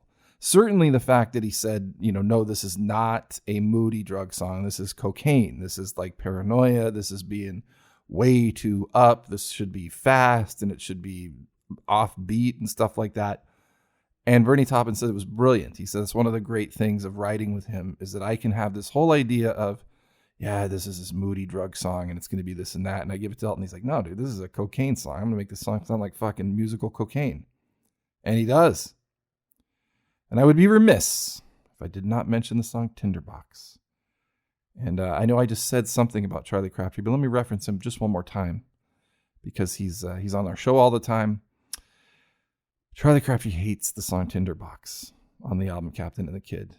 And I love the song Tinderbox on Captain and the Kid. It's my second favorite song next to the title track. And I don't know why Charlie hates Tinderbox so much. I just don't, and I don't know that he knows why he hates Tinderbox so much. Every time I'm, back in the day when I used to hang out in Elton John forums and stuff more, everybody loves Tinderbox. They made a great video for it where they did sort of like this flashback type of like CG stuff where they made Elton John and Bernie Taupin look like they were walking around in the present day. Early days of that kind of thing, but done well. I'm going to have to ask, I think, Charlie about that when I ask him about the snares. We'll have to do a little small section about why he fucking hates Tinderbox so much and the sound of Nigel Olson's snare. Because Captain the Kid was done, full on just, this is my band. Nigel, Ray Cooper, I think was on it. Definitely, Davey. Those dudes in a studio, recording music, not bringing a whole bunch of fucking people in from all over the place. Just doing their thing like they did on the original Captain Fantastic. And that brings Captain and the Kid in at number 16. Now we go to number 15, and in my opinion, Elton John's second best album of the 80s. Some might say his best. I say his second best, and that is Too Low for Zero. Too Low for Zero. Again, this is a song, an album that it's so sporadic, his material in the 80s. He had 21 at 33 in 80. This is pretty much garbage. And then The Fox, this hidden gem, and then Jump Up, which we talked about in depth. Then comes Too Low for Zero, which was followed by Breaking Hearts, which was also very good. And then Ice on Fire, Leather Jackets, and The Fucking Collapse. So 1983, Too Low for Zero, height of cocaine. But again, band album. And the reason I keep saying that over and over and over again, session musicians, band albums, is because the band albums are always, in almost every case, better. Because they are more cohesive, they are tighter, the music, it's consistent, the musicianship is better because, you're just playing with the same guys and it's The way Elton John writes is he goes into the studio. He doesn't read the fucking lyrics before. He just goes in the studio. He starts reading lyrics. He starts writing. The band sits there and they start playing with him. And when it's guys that have played with him for 6 billion years, they're going to pick up on it quicker. They're going to do better things with it in their own arrangements in their head. It's going to gel quicker and it's going to sound better. And I think that that's evident. And I've already spoken about, all the songs and the concerts being written by Bernie Taupin. And God knows all of the songs in his farewell tour probably had Nigel Olsson on the drums. So when those guys are together, good things happen. And great things happen for Too Low for Zero. It had a bunch of hits. It had I'm Still Standing, Kiss the Bride. There's another hit, Too Low for Zero. The title track was a hit. There's great hidden gems on that, and more hidden gems called Crystal. Is a great, it's a synth pop song that you would think is not going to be good, but it is. It's great. It's got a nice hook, little acoustic guitar thrown in there. But the piece de resistance to me on that album, and this is a song that I feel like fucking nobody knows and everybody should that likes Elton John to any extent, is the closing song, One More Arrow. It's a song about somebody dying, a family member, a friend. It's not specified. As usual, Bernie Taupin kind of leaves that to you so that you can imprint it onto whomever you want to. So he always, he leaves that little door open for your own interpretation. And the song is sung almost completely in falsetto. Elton John's really stretching his vocal range. Elton John's voice, even at its height, is never going to be on one of those lists of people with the biggest range. But in terms of versatility, there's very few that can do it better than him. I mean, if you look at something like Blue Eyes versus this song, One More Arrow, or the song Restless on Breaking Hearts, where he's just kind of shrieking out like he's Bob Seger or something, to Stone's Throw from Hurtin' on Sleeping with the Past, where fucking when I heard it the first time, I didn't even think it was him. I thought it was like a guest musician, like a soul singer or something. And he does that stuff all the time. Those are just a couple examples off the top of my head. He's extremely versatile, and this song is a showcase of it. And it's also incredibly sad, incredibly poignant for anyone who's lost anyone who was too young to go. And it caps off the album. And, you couldn't have a better ending to what is, in terms of 80s Elton John, a fucking masterpiece. And really, I think one of his better albums overall. If you're to take, obviously you're going to always have that 70s shit's always going to be on top. It just is. It's the Star Wars original trilogy of Elton John music. But if you're going to when you start getting past that, Too Low for Zero is going to be right there. And I know we're only on number 15 going to the top. He's in the top 15 with this one. You think me calling it a masterpiece and shit would make it higher, but remember, we got all those 70s ones to get to that were obviously going to be all at the top. Spoiler alert. Not really. Next we get to, and I had a rough time with Too Low for Zero and this album. They went back and forth and back and forth. I listened to each of them a couple of times to try and figure out which one I think is actually better. And the winner was number 14, and that is 1995's Made in England. Some Elton John fans would want me to be a whipping boy, which is a title from a song from Too Low for Zero. For saying this, others would agree. The reason I put Made in England just one ahead of Too Low for Zero is because, A, it brings back Paul Buckmaster in... James Newton Howard did the arrangements on Too Low for Zero, and I talked about how great he did on the Fox and everything, but Made in England brought back Paul Buckmaster for the first time in almost 20 years. And he fucking came to play on this album. He does orchestrations on Believe, the title track, on a song called Cold, on a song called Belfast.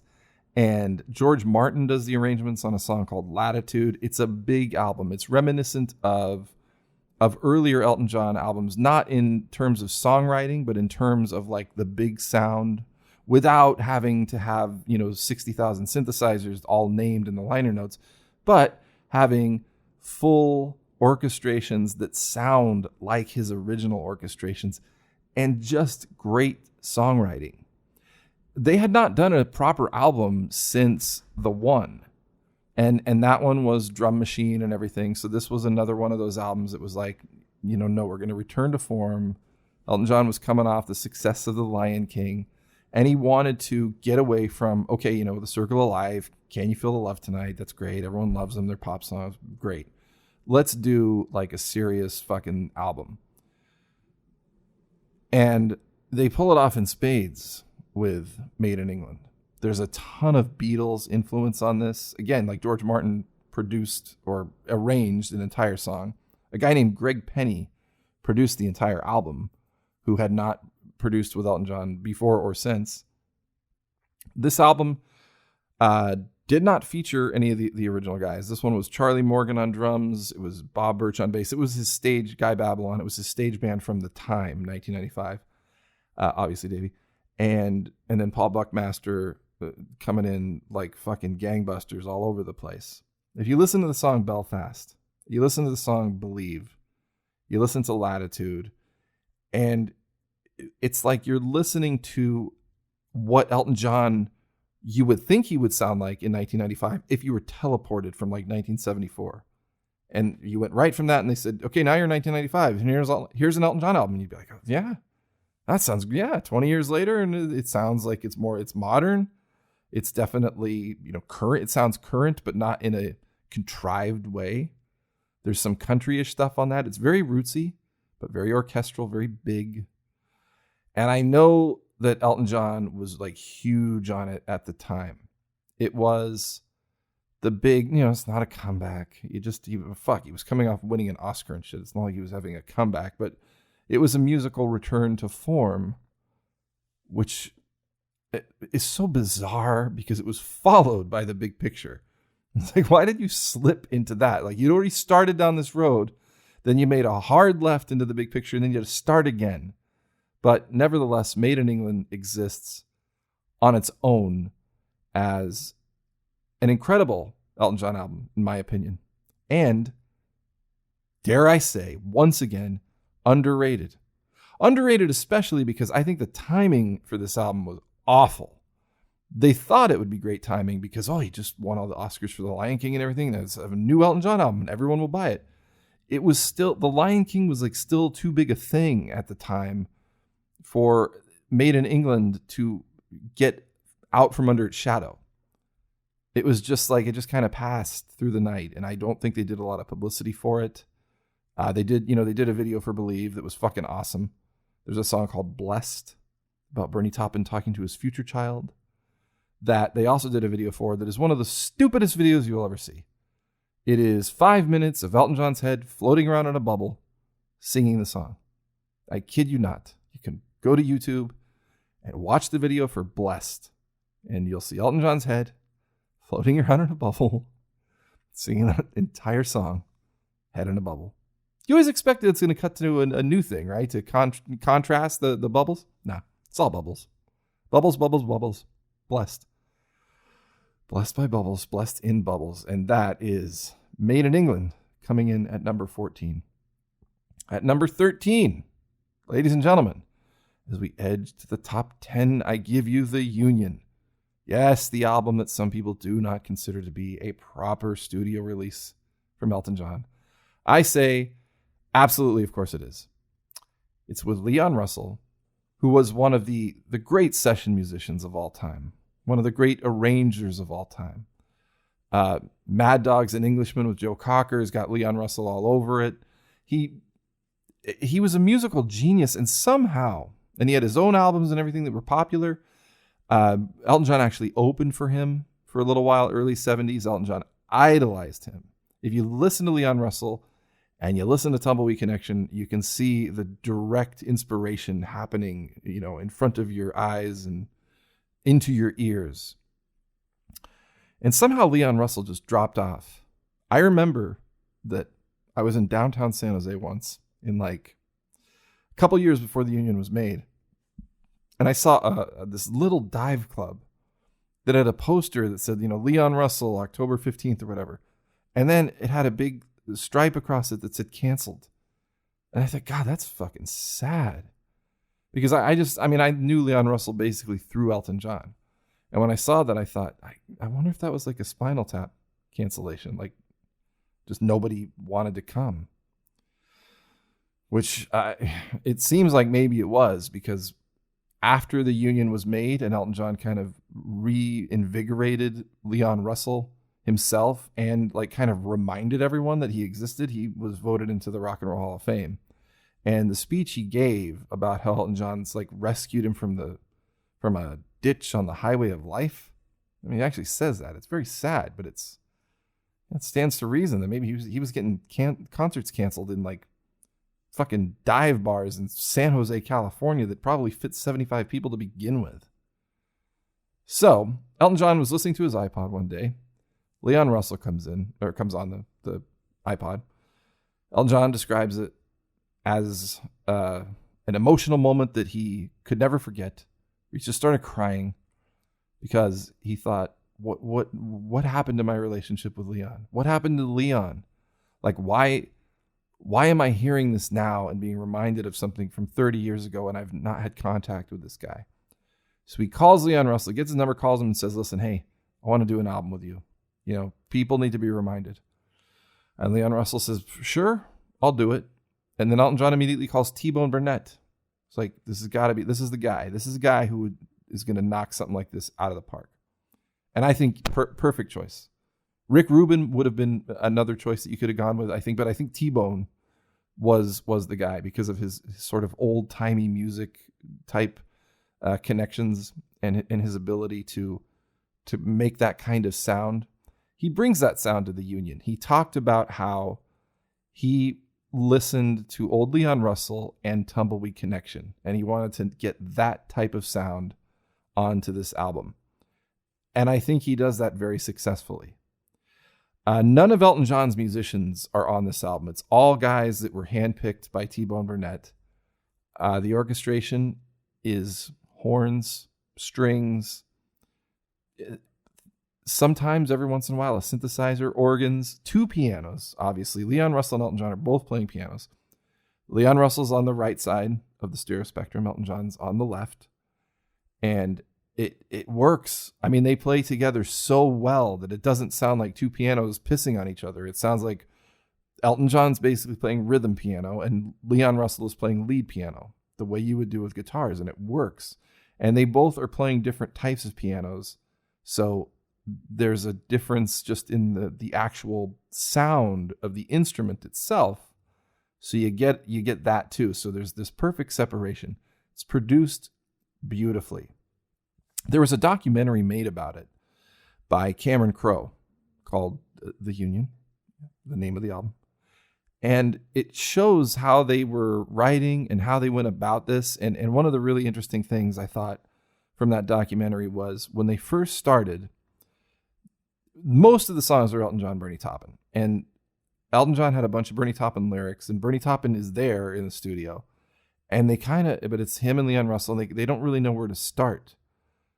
So T-Bone grabs his laptop and he shows him this Mahalia Jackson video of her singing at some festival or something. And he's like, what about this? And they both, like, you can see them light up and be like, yeah, this is like the stuff that inspired us. And they go out, they grab one of the lyrics and they start kicking ass on this song. And it's just an amazing process to watch. That documentary is hard to find, but if you're interested in that kind of thing, I highly recommend it. There's also a scene where the last song of the album, this is not really fun. This isn't kind of cool to make fun of, but I'm going to. There's the last song on the album is called In the Hands of the Angels, and it's written by Leon Russell himself, and it's all about Bernie Taupin and Elton John sort of rescuing him and resuscitating his creativity and his inspiration. And he's playing it for the first time for T-Bone and for Elton. And Elton gets up at one point because he starts to cry. And as he's walking away and crying, he goes into like the snack room of the studio, and Cameron Crowe's following him with the camera. You think he might just stop at that point, but no, he follows him with the camera. And Elton John's in the snack room, and he's like eating almonds and crying at the same time. It's very odd, but I thought I'd mention that. I think the big standout song-wise on this is a song called Gone to Shiloh. It's a classic Bernie Taupin Civil War song. And there's a verse by Leon Russell. The second verse is Neil Young guesting, and then Elton John. And it's like a perfect song. It could have gone on any Elton John album between 1970 and 1975, and it would have been welcomed with open arms by every other song on that album. Gone to Shiloh. Brian Wilson does backup vocals on one of the songs. A few people pop in here and there. But T-Bone is very selective and very precise about when to bring in, outside musicians or, bring in some cellos or do anything like that. It's never for the sake of doing it. It's always for the sake of the song. And that is what, among all the other things I talked about, makes The Union a very, very good album. Definitely a studio album in all qualifications, in my opinion. And a great one that almost cracks the top 10. Now we get one more closer to the top 10. Number 12, Rock of the Westies. A very controversial album in the history of Elton John. Why? Because, like I said, he fucking fired his whole band after Captain Fantastic. At the height of his powers, Captain Fantastic was the first album to ever go to number one before it was even released. Comes out, and before he even goes on tour for it, fucking fires everybody because he wants a more rock and roll sound. So gone is Nigel, gone is Dee, and here comes Roger Pope on drums, who had played drums on a lot of the original early stuff. Caleb Quay comes back. I mentioned him, one of the old studio guys. Kenny Passarelli on bass, Richie Zito on guitar, not to be confused with Barry Zito, a former pitcher for Giants and A's. And Rock of the Westies is a very guitar-heavy album. It is much more edgy than Captain Fantastic. It doesn't have like that acoustic feel. It doesn't have like a country-ish feel or any of that kind of thing that was going on. There's no like the dog and pony show, glittering sparkle of Goodbye Albert Road, not present on Rock of the Westies. It is just rock and roll, according to Elton John, which I would say is rock and roll.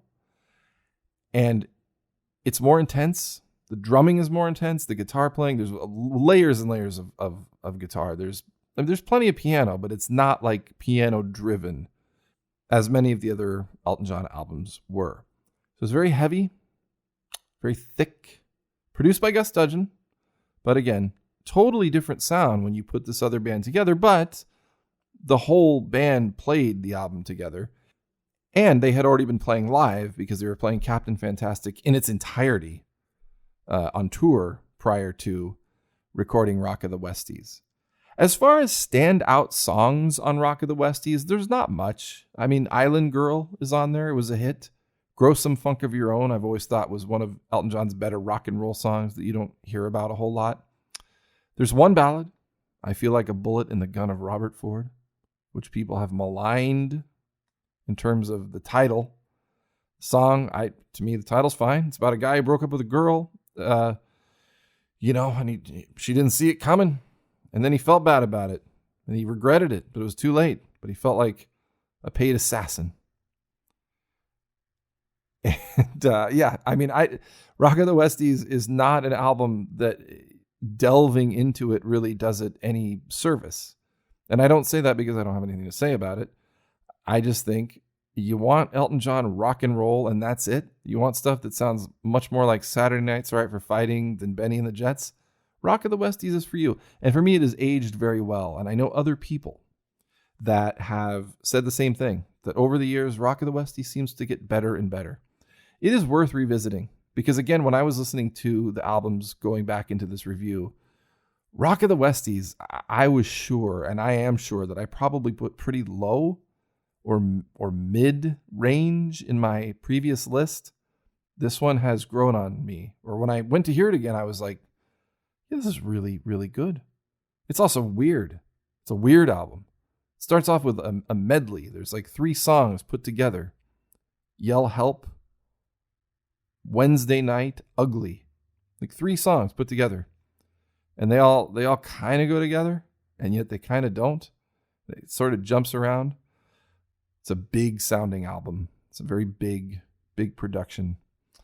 Very thick and very good. Rock of the Westies, number 12.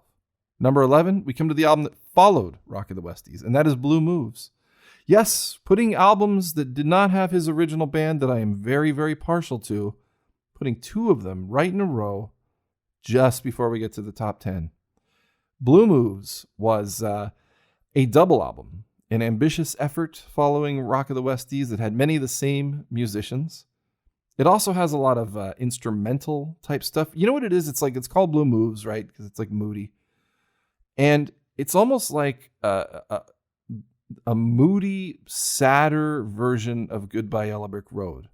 Obviously not nearly as good as it. But instrumental stuff, double album, lot of imagery lyrically, a lot of storytelling in cinematic ways, and the music is also all over the place, as it is on Goodbye Yellow Brick Road. It starts off with an instrumental called Your Starter For, where the whole band is playing. And then it goes into this orchestral song called Tonight, which starts with a long-ass orchestral intro. That song has become an Elton John classic, certainly among harder core fans, and it's been played in concert many times. People always enjoy it.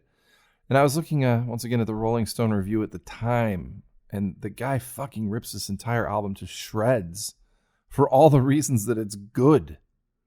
For example, in Tonight, he says, on a weak cut like Tonight, where a lover's quarrel is accompanied by moody violins and stormy timpani, the effect is ludicrous. Ludicrous!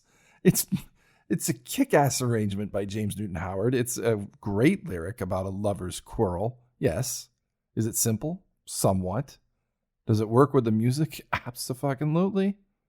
And then he goes after Cage the Songbird, which is like a folky acoustic song, saying, on a good tune like Cage the Songbird, the chirping of a synthesizer and bell tree is merely distracting. It's not. No, it's not. It's fine. It blends right in. And then he goes on and on about how this is supposed to be some sort of farewell album, which that's news to me. And I know a lot about such things. I don't remember that. Maybe Elton John at some point said this is going to be his last album. He was retiring all the time back then. I know that not long after this album, he was on stage and just suddenly retired, unplanned retirement. And then I remember on the Breaking Hearts tour VHS, he retires. It's like there's an intro where he's like sitting in some room that looks like a safari. It's like the safari themed room, and he's wearing like safari themed clothes. None of this for any reason. That he retires on the disc. Or it's not the disc, but the VHS. Nevertheless, there is a song called Idle on Blue Moves. I could name several songs that are fantastic. One Horse Town. Sorry, seems to be the hardest word is on this fucking album, for God's sake. There's a song called Idle that sounds like an old, so it's like a Sinatra type slow big band ballad about an aging superstar. And of course, this reviewer jumps at the chance to use that against him. And in his borderline shit sandwich review, he says, unfortunately, this album is intended as a sort of farewell album and is clearly meant to have a more lasting effect, which it does. Instead, it sounds like it's time for John to take a rest. Idle sums it up neatly. Then he quotes the lyric, he was an idol then, now he's an idol here, but his face has changed, he's not the same no more. And I have to say I like the way his music sounded before. You know, my review of Blue Moves is just simply to be the opposite of that guy. Idle is a great song. There are wasted moments on Blue Moves. It's a little bit padded. I don't know that it needed to be a double album. There are some songs on there that could go. But one other thing is that it's a divorce album, which are always usually good albums. It's a Bernie Taupin post-divorce album. He had divorced the girl that he wrote Tiny Dancer about, and all kinds of infidelity and lovers triangles and stuff were going on. Even in this album, it's like the guy who had an affair with his wife is playing bass on one of the songs. Crazy stuff. But because of that, you get songs like Tonight, and you get Cage the Songbird, which is about the superstar singer killing herself. You get Someone's Final Song, which is about a guy writing a suicide note. It's dark. Blue moves. But it's very good, and it almost hits the top 10. It comes in at number 11. Here's the top 10. What are we, 2 hours into this? I will do my best. I don't need to review like the top 5. I'll just tell you what the names are. You fucking know how good those are. The Diving Board at number 10, 2013. Yes, I'm rating it that high. Yes, I'm putting the Diving Board in the top 10. The Diving Board came after the Union. Elton John went back to T-Bone Burnett. He said, okay, I love the Union. I want to do an album that's one of my albums, and I want to go back to basics. Piano, bass, and drums. Maybe a few colorations of other instruments here and there, but I want to go back to that. And T-Bone was like, yeah, I know how to do that. Got it covered. Let's go. The album sounds almost mono. There's a lot of tape hiss. It's extremely analog. And it features some of Bernie Taupin's best lyrics, like in years. The Union has some great lyrics too.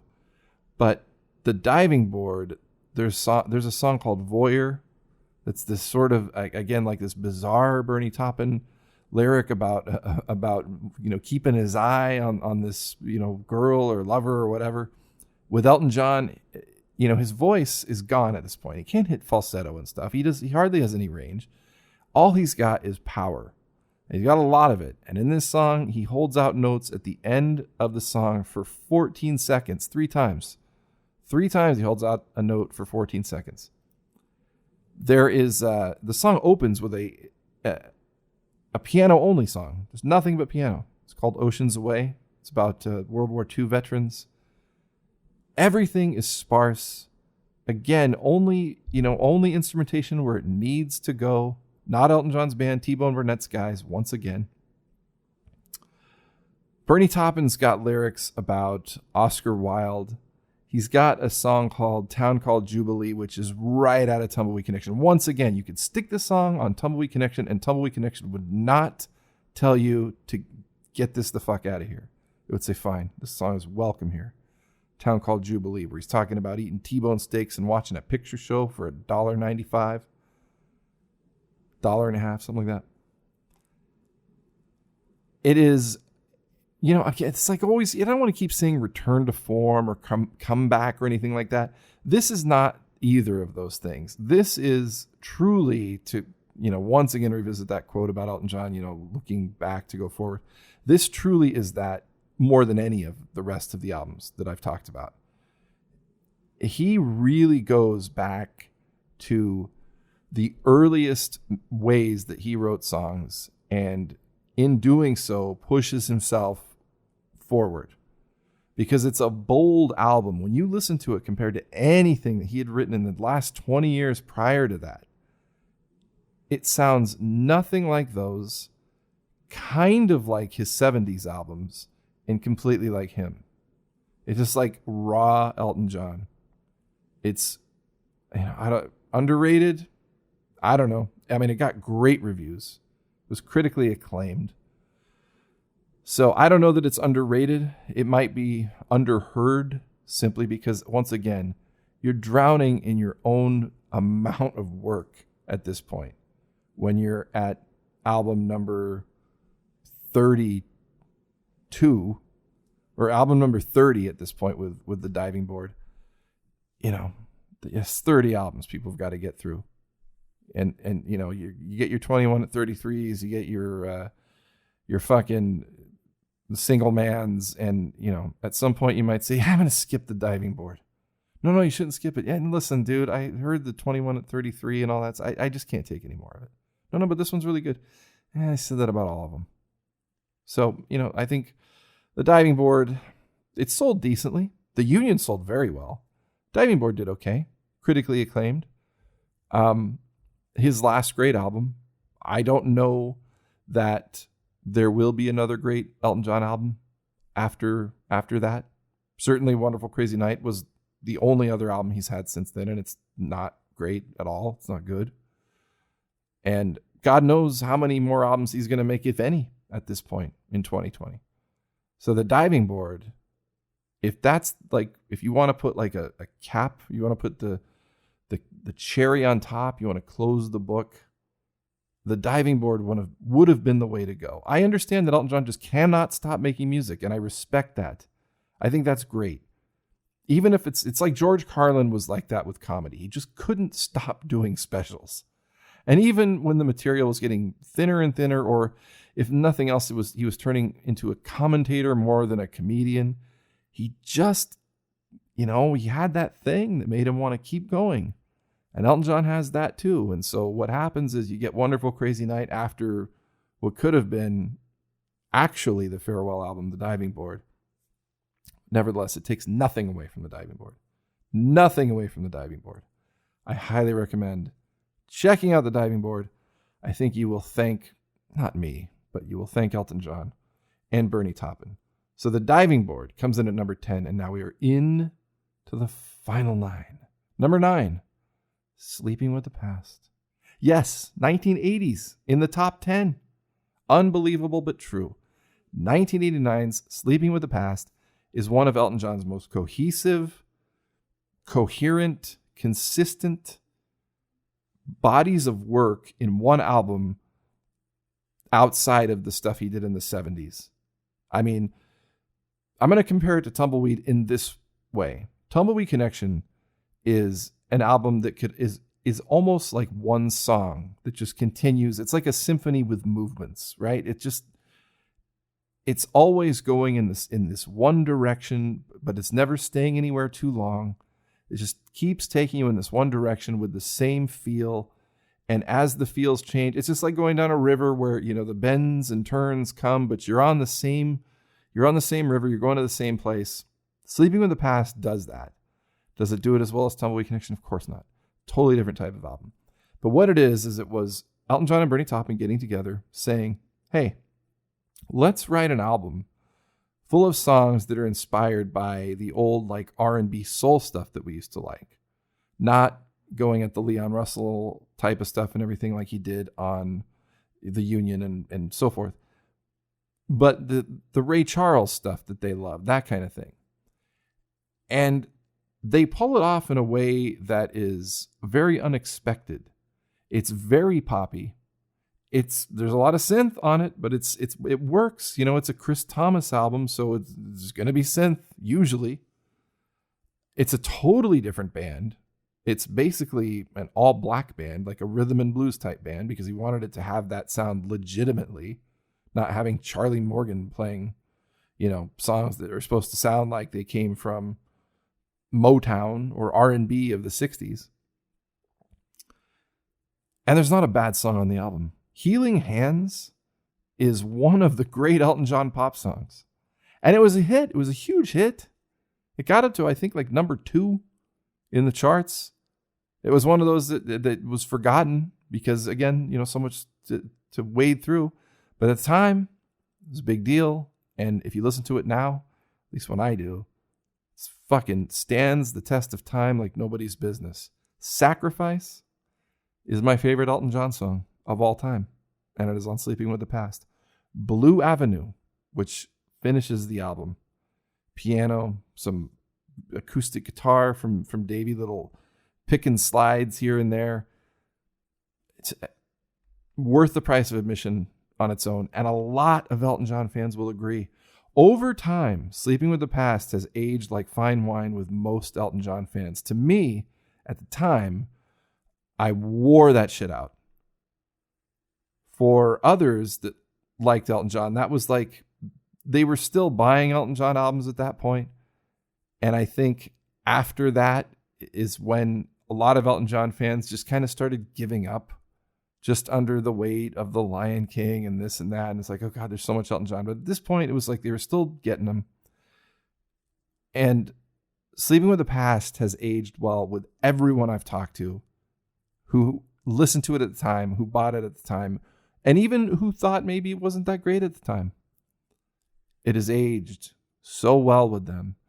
I recommend to anyone who likes Elton John, whether you are, if you're hardcore, you know this anyway, but if you're a medium Elton John fan, and you're still listening to this show, go listen to Sleeping in the Past again. Front to back, in order, no fucking shuffle. Don't pick and choose. Don't skim.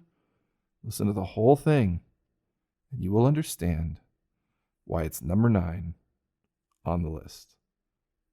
All right, obviously the next albums are all from the 70s. They're all from the same period of time. In the 70s, cue the hot chick. We're good. No. We'll go through them, of course. Coming in at number 8, Elton John, The Black Album, 1970. This was after Empty Sky, when they decided to give Elton John a budget and a set of musicians to do a proper album, as well as an orchestra, and Paul Buckmaster and Gus Dudgeon. This was the first album that he produced, obviously, because he only had one other album. And this album was created with a gigantic orchestra, orchestrated by Paul Buckmaster. Very moody, lot of ballads, and a few rock and roll songs that showed off Elton John's ability to play the rock and roll piano and so forth. The Cage, Take Me to the Pilot, of course. A song called No Shoestrings on Louise, very Rolling Stones. But the rest of the album, for the most part, is very orchestral, very classical sounding, very good. I mean, it's got Your Song, for the love of God. And it's also an album that does not feature Nigel Olsson or Dee Murray, who are the two guys that went to America with Elton John to play the Troubadour when this was the album that was out at the time. So it features a lot of the guys that were working with Dick James Music at the time, like Caleb Quaye, as an example. But it's basically like, Elton, you write the songs, and I, as Gus Dudgeon, am going to put together the album and the musicians that need to go with it, and Paul Buckmaster will do the string arrangements, and you do your thing. Because, Elton John was new at this. This was his first proper album. Empty Sky was kind of like, almost garage band-ish in its production and its creation and even its writing. And Bernie Taupin's lyrics on the Elton John album, as opposed to writing songs called Hey Jude, are very wonderful. The greatest discovery about his little brother being born is basically tear-jerking. Your Song, for all its naivete, still a wonderful love song. 60 Years On, bizarre sort of vignettes of aging and churches and things like that. And The King Must Die, same type of thing. Kingdoms and jesters and court jesters and things all kind of put together in a way that, I guess that makes sense. I'm not sure, but it certainly paints a picture in my mind. And then, of course, Take Me to the Pilot, which Elton John and Bernie Taupin have joked about since the time of its inception as being completely fucking meaningless. Just a string of words put together and people trying to analyze it and figure it out and thinking that it's some sort of puzzle. It's not. It's just a bunch of puzzle pieces of all different types of puzzles that never fit together. And that's coming from them. But that is Elton John, the debut album of sorts, at least in terms of what first came out in America. And that's where Elton John comes in. 8. Now to number 7. Don't Shoot Me, I'm Only the Piano Player.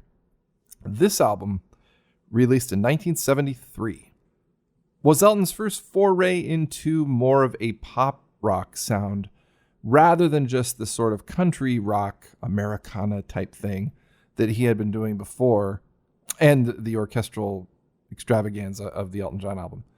This one was more of a band-oriented type album. Honky Château was as well, which came before this, but Honky Château, again, it was like that sort of rootsy sound. Don't Shoot Me, I'm Only the Piano Player is Crocodile Rock. It's Daniel. It's pop hits. This is like songs that were topping charts and things like that. I mean, here's a summation of how fucking good this album is in terms of pop songs. It starts with Daniel and it ends with High Flying Bird. In the middle, it only has Have Mercy on the Criminal, Crocodile Rock, Blues for Baby and Me, Elderberry Wine. If you love Elton John, or even like Elton John, you are more than familiar with this album. But it's one of those albums where it's easy to forget how good it is because of where it lies in his career. When you're shuffled between Goodbye Yellow Brick Road and Honky Château and all of the other albums that he was making at that time, what he refers to as the purple patch, the first 5 years of his career, it's almost one of the albums that you can kind of forget. Oh, like you listen to it, you're like, oh my God, I can't, one after the other with these great songs on Don't Shoot Me, I'm Only the Piano Player. By the way, the title comes from when Elton John was hanging out with Groucho Marx all the time. This is the story. As far as I know, this is true. And Elton John would say, don't shoot me, I'm only the piano player, to Groucho Marx because of some joke that Groucho Marx made up at his expense. Something like that. I know that's not the greatest telling of a story, but it's a vague story that's been floating around, and I'm not exactly sure if it's even true. But it seems true, because it's like, that's Elton John's weird kind of humor. Of course, Crocodile Rock, being the nostalgic song of lost loves and great times and dancing, is the song that they used in the movie Rocket Man as the song that Elton John played when he first came to the Troubadour, which obviously is completely historically inaccurate. He did not play that song there because he had not written it yet.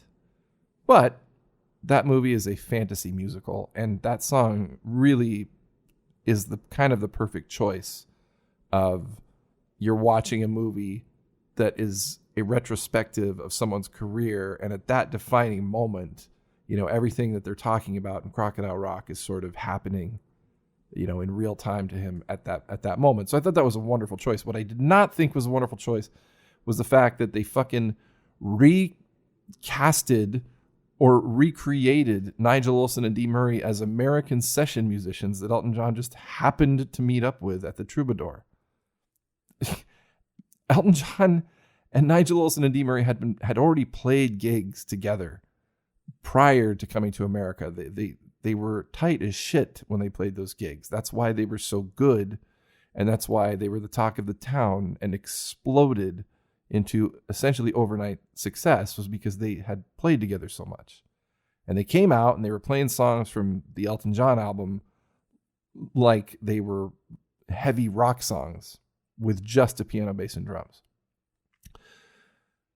But whatever, it's a movie. They weren't playing Crocodile Rock, and it wasn't American session musicians. Nevertheless, that takes nothing away from... Crocodile Rock has never been a favorite of mine. The fans love it. I've been to a million concerts where he plays it and people go fucking nuts for that song. You know, but you can't deny how catchy it is. You can't deny the hooks. You can't deny that the lyrics are fun and in their own way poignant, which makes it a great song. It's kind of undeniable. And if you can find me a bad song on Don't Shoot Me, I'm Only the Piano Player, you won't be able to. So I don't have to say anything about what I would do because you can't. It's just that good. And it is number 7. Number 6, this was a tough one again, going between this one and Don't Shoot Me, but I had to put this one ahead of Don't Shoot Me for 2 reasons. And the album is Caribou, and it comes in at number 6. Here are the 2 reasons why I put it in front of Don't Shoot Me. First, Don't Let the Sun Go Down on Me. This is a song that has been covered by everyone, including you yourself. Yes, you have covered Don't Let the Sun Go Down on Me at some point in your life. You may not even know that. And I don't mean singing it in the shower, singing along in the car. You have at some point covered Don't Let the Sun Go Down on Me because everyone has. Because it is a classic. It's a perfectly written song. But what's funny about that is that in the recording of Don't Let the Sun Go Down on Me, Gus Dudgeon has said that Elton John he was not in the mood to record that song, or he didn't like it. He was having problems that day. And so when you hear kind of the way he sings, like, don't discard me. It's kind of him just being a dick. And even the way he plays the piano sometimes, where it's this almost overly bluesy type thing in the second verse, in the middle of a very straightforward ballad, it actually is awesome for the song, and it makes the song better than it would be. But according to Gus Dudgeon, he was kind of doing that to be a dick. It's like he was almost like sabotaging the song because he just didn't want to record it that day. Or maybe he didn't like it in general. But the one thing for certain is that he was not into it right then. Did not want to record it. And yet, in doing whatever shit he was trying to do to the song, only made it better. So that's reason number one. Reason number two is the final track on that album called Ticking, which is about a guy who snaps, goes into a bar, holds people hostages, ends up getting killed by the cops. It's a long song. It's a dark song. It's a song that stands the test of time lyrically. Musically, it's just piano with a little bit of like synth coloring here and there, very, very backgroundy, echoey stuff, just to kind of make it more haunting. The only backup vocals are Elton John's own backup vocals, and they're mixed very tight. So they sound just like this almost one creepy voice. And it's one of those songs that can kind of stick with you. You know? He danced in death like a marionette on the vengeance of the law. And you know, there's like racist terminology in that song because it's all sung from, you know, perspective of the guy who's doing the hostage taking, the guy who's snapped, and it looks back at his childhood and, you know, how he got to where he was. It's really, really impressive, especially when you consider that Bernie Taupin was like 25 maybe when he wrote that, something like that. Those two songs, and then there's a song called Pinky, which is one of Elton John's more underrated love songs. Again, along with Elton's song, the Tom Robinson song. This one is another one of those. This one's even better, though. This is Bernie Taupin. Fucking great song. Bitches Back is on this, of course. You can't argue with that one. There's a song called Solar Prestige Hegemon on Caribou, which to me is a joke that was not worth telling. And it's one moment on this album that maybe you could put Don't Shoot Me in front of this because of this one song. Either way, take your pick.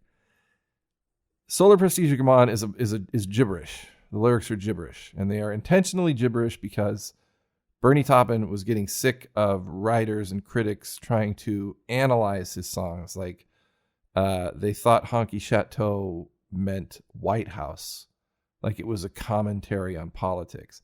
They thought Madman Across the Water was about Nixon. They were trying to read all this political stuff into Bernie Taupin's lyrics, and he was getting sick of it, so he just wrote this fucking gibberish song, and that was Solar Prestige Come On. And it's like, I get the joke, but don't put it on a fucking album, please. I'm trying to listen to a whole album, and you got to stop everything with this. Also, Caribou has a song called I've Seen the Saucers. So Aliens right there, got to put it above, just because there's alien references. And Elton John does not have much in the way of alien references in his music. Although, on the album Songs from the West Coast, in the song Look Ma No Hands, there is a lyric about going down to Roswell to see the Martians. So there's that too. And that is Caribou at number 6. And now we're in the top 5.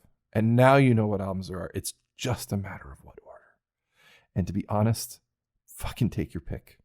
You can take your pick at this. When we get to these top 5 albums, you can put any of them anywhere.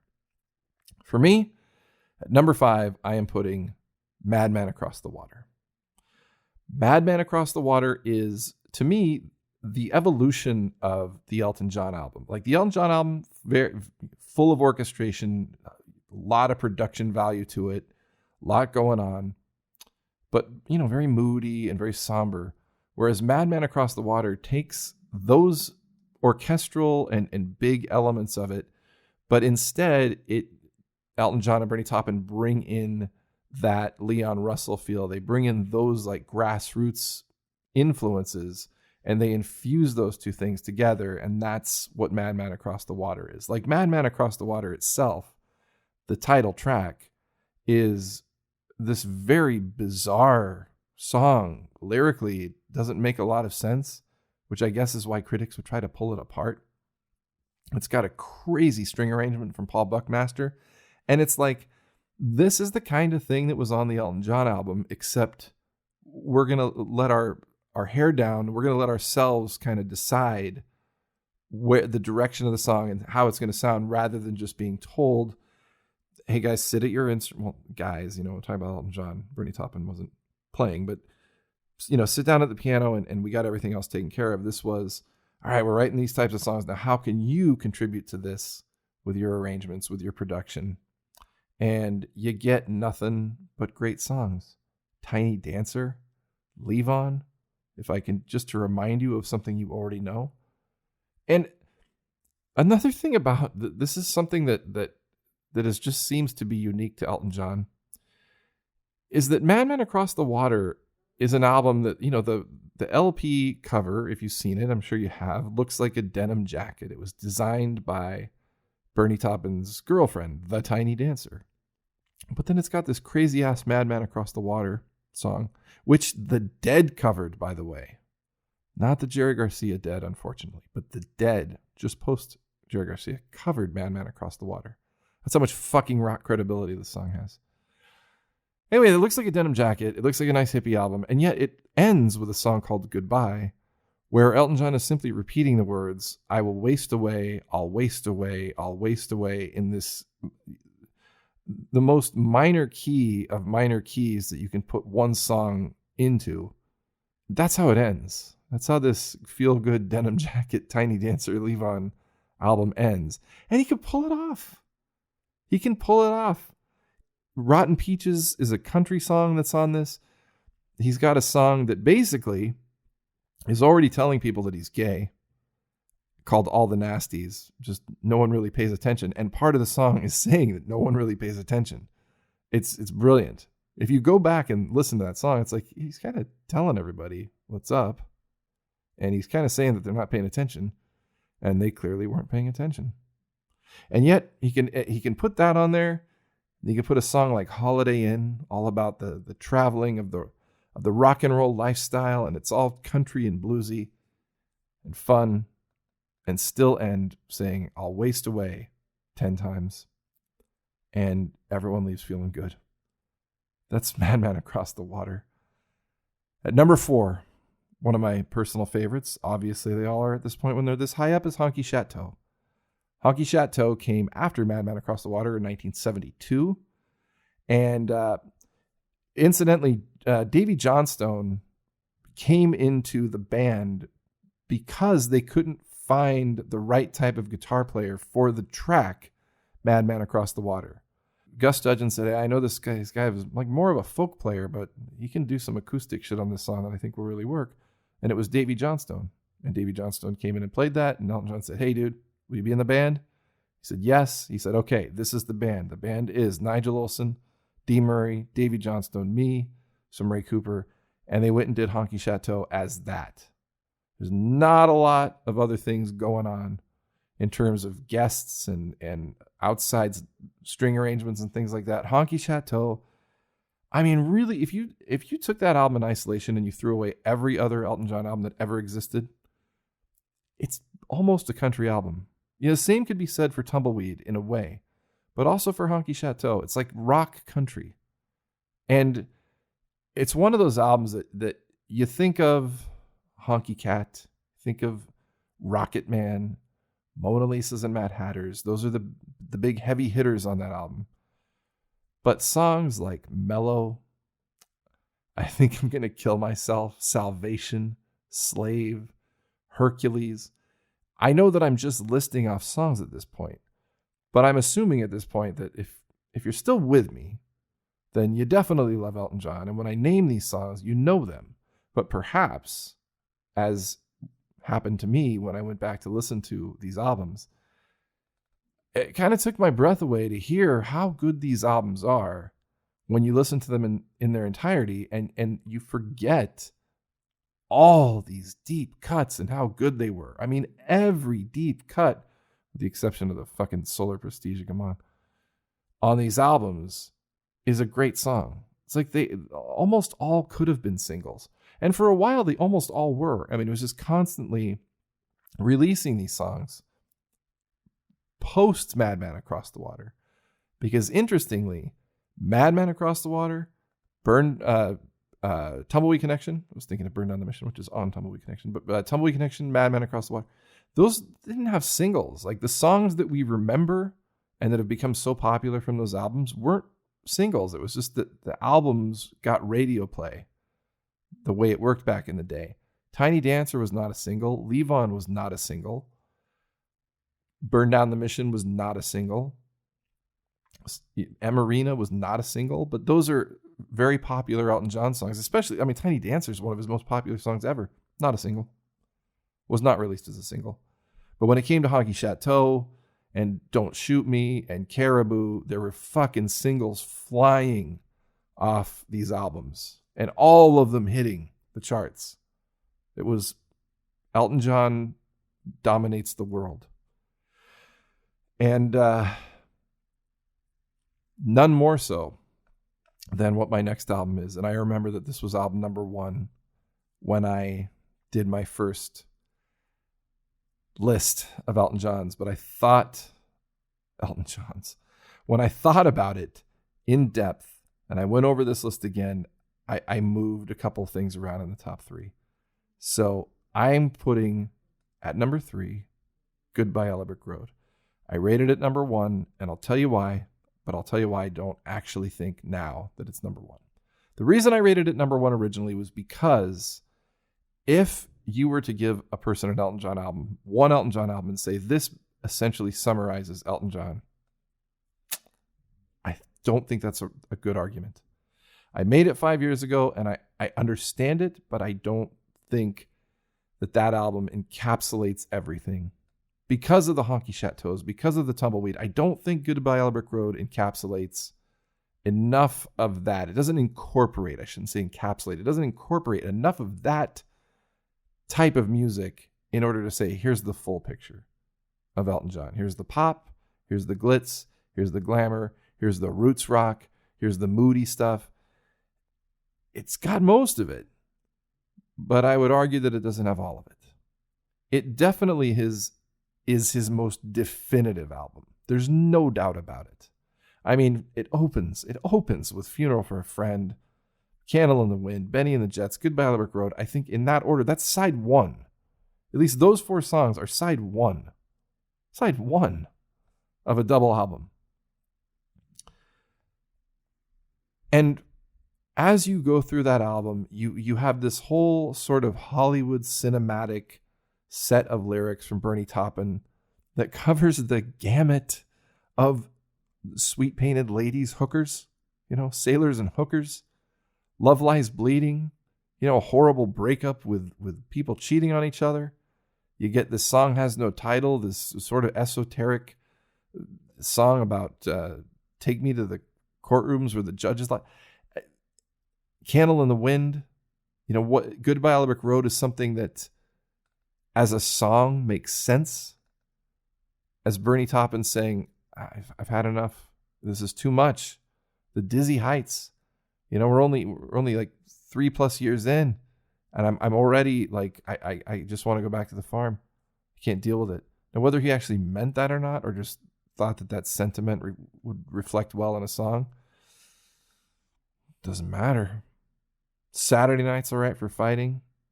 It's like a storybook, that album. And they even released, if you look at the vinyl, it looks like a storybook. There's all this crazy art, and the lyrics are all printed out in these different fonts and stuff like that. And it's just, the album is an experience. And I don't think you can define Elton John any more than you can do in any album, more than you can in Goodbye Yellow Brick Road. However, upon further listening over the last few years, I don't think it's his best album. So let's go to number 2, which will reveal number 1. And number 2 is Captain Fantastic and the Brown Dirt Cowboy. Yes, this is, which obviously means that Tumbleweed Connection is number one. There's no reason to have fucking drum rolls. We already know that, okay? If you know the albums, you know what's left, and that's all that's left. Here's why those two. Captain Fantastic, to me, probably my favorite Elton John album.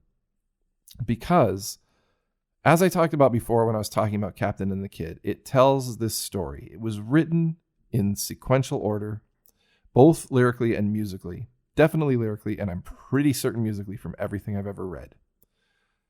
It tells this very short story about these people, Elton John and Bernie Taupin, how they met, how they fell in love, not in a literal sense, but in a spiritual sense, in a sense of brotherhood.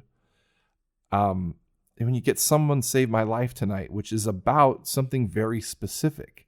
It's about when Elton John was supposed to get married to this woman, and he didn't want to, and he had a quote-unquote suicide attempt where he put his head on a pillow and put it kind of in an oven and had all the windows open. That was his quote-unquote suicide attempt, but it was a cry for help. And the help that he got was that he went and hung out with Bernie Taupin and Long John Baldry, and they said, don't get fucking married. And that's where that song comes from. But we didn't really know that at the time. And whether you know that or not now, it doesn't affect how great that song is. And the imagery of the title track, we've thrown in the towel so many times, Out for the Count, and when we're down, Captain Fantastic and the Brown Dirt Cowboy, From the End of the World to Your Town. These are things that make sense in terms of the story that it's telling, but they're also lyrics that are evocative of your own imagination. Now, that's to say nothing about the music, and that's only touching on a couple of the songs. Better Off Dead, like I was talking about earlier, the song Curtains at the end of the album, which names a bunch of the songs that they wrote, but it weaves them into this tale of sort of where they've been and where they're going. And musically, it is as cohesive as any Elton John album gets, except for Tumbleweed, which is why I'm putting Tumbleweed at number one. The story of Captain Fantastic from beginning to end, there's not one moment on the album Captain Fantastic that to me is less than perfect. It is like the perfect Elton John album. But it's not 100% my favorite. Because, well, I'll get to it in just a second, because obviously we're going to finish off with Tumbleweed. Captain Fantastic, because I'd like to provide you with some piece of information that you might not have known. Musically, it was written on a cruise ship in a rehearsal room. Bernie Taupin had finished the lyrics, like I said, written in sequential order. And Elton John took them onto some cruise. I don't know. He wasn't like performing on the cruise or anything, but he was on a cruise ship. And there was a piano room where this woman who performed on the cruise ship would warm up, and it had a little piano in it. So when she wasn't in there, he'd sneak in there with the Captain Fantastic lyrics and write that album. Which, does that not sum up how incredible a musician and songwriter this man is? That he can take these lyrics into a fucking rehearsal room on some shitty upright piano and write that masterpiece? Just sitting there like that? Need I say more of Captain Fantastic? Now, I already said my biggest compliment to Tumbleweed earlier. Tumbleweed Connection. But let me tell you something else about Tumbleweed Connection that you may not know, because I didn't even know this until very recently. Tumbleweed Connection was already recorded before Elton John and crew came to the United States to play the Troubadour show and Explode Overnight. They had not been to America at all and had recorded that entire album, which is as American sounding as you can possibly fucking get. I knew that they had written it, which to me was impressive enough, the fact that they had written Tumbleweed Connection before even coming to America. But they also recorded it. They recorded that entire album without having stepped foot on our great shores of the United States.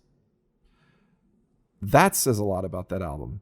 But when you look at the songs, there's heavy Civil War, imagery and subject matter on this album. Talking Old Soldiers. Excuse me. My Father's Gun. It is Bernie Taupin at his best storytelling about something that he's only really imagining from movies and magazines and books that he's read about America, which almost in a way makes it so much more appropriate that it would sound and be so American, because it's coming from this idyllic point of view about America. And yet it is America. It's not like a bunch of guys thinking about England all the time because they watch English movies and then they try to sound like the fucking whatever, the Beatles or something, and they go over to England and it's like, this just sounds like shitty pretend English music. No, this is like real American music. And people thought Elton John was an American artist. They did early on. They thought not only that he was an American artist, but when Benny and the Jets came out, it was played, and I think went to number 1 on like R&B radio stations, and people thought he was a black guy. Tim Meadows from Saturday Night Live, from 80s, 90s Saturday Night Live, said once, for some reason, he started talking about Elton John, and he said that he thought Elton John was a black guy from Detroit when he heard Benny and the Jets, which again speaks to the versatility that I was talking about before. Interestingly enough, also on Tumbleweed Connection, there is a collection of different musicians playing on different songs, which goes against everything that was wrong with Leather Jackets and Ice on Fire and everything, and 21 to 33, where there's a zillion session musicians coming in and out. In this case, everything, it sounds like the same people are playing on every fucking song. Roger Pope plays a couple of tracks. On drums, Nigel Olsson and Dee Murray play on one song only, Emarina. And yet, I personally have always thought for many years, until I really dug deep into the liner notes, that those two guys just played on everything, because that's what it sounds like. And I had a conversation recently with, what is this, the 4th fucking time I'm bringing him up, Charlie Crabtree, where we talked about just this, about why are all these musicians all playing in the style the same style, sounding like one another. And I think it comes from the fact that the music was just written so well and it was produced so well that it just came down to the music. This is the music. These are the songs. You're going to play them the way they're written, and that only really gives you so many options in a good way, as opposed to something like Ice on Fire, where there's just all these fucking different types of songs written in crazy ways on cocaine, and it's like, I don't know, do this on that one and do whatever you want on this one. It's like, this has a consistency throughout everything that it's just like, well, this is what the music sounds like, and this is the way to play it. It speaks for itself. It inspires you to play it a certain way. And so in certain ways, everyone sort of sounds very similar. And it's hard to pick out, oh, this is a Roger Pope song. This must be a Nigel Olsson song. Later down the road, when Roger Pope, took over as drummer for Elton John on Rock of the Westies and Blue Moves, you could totally tell, because the guy plays like a fucking animal half the time.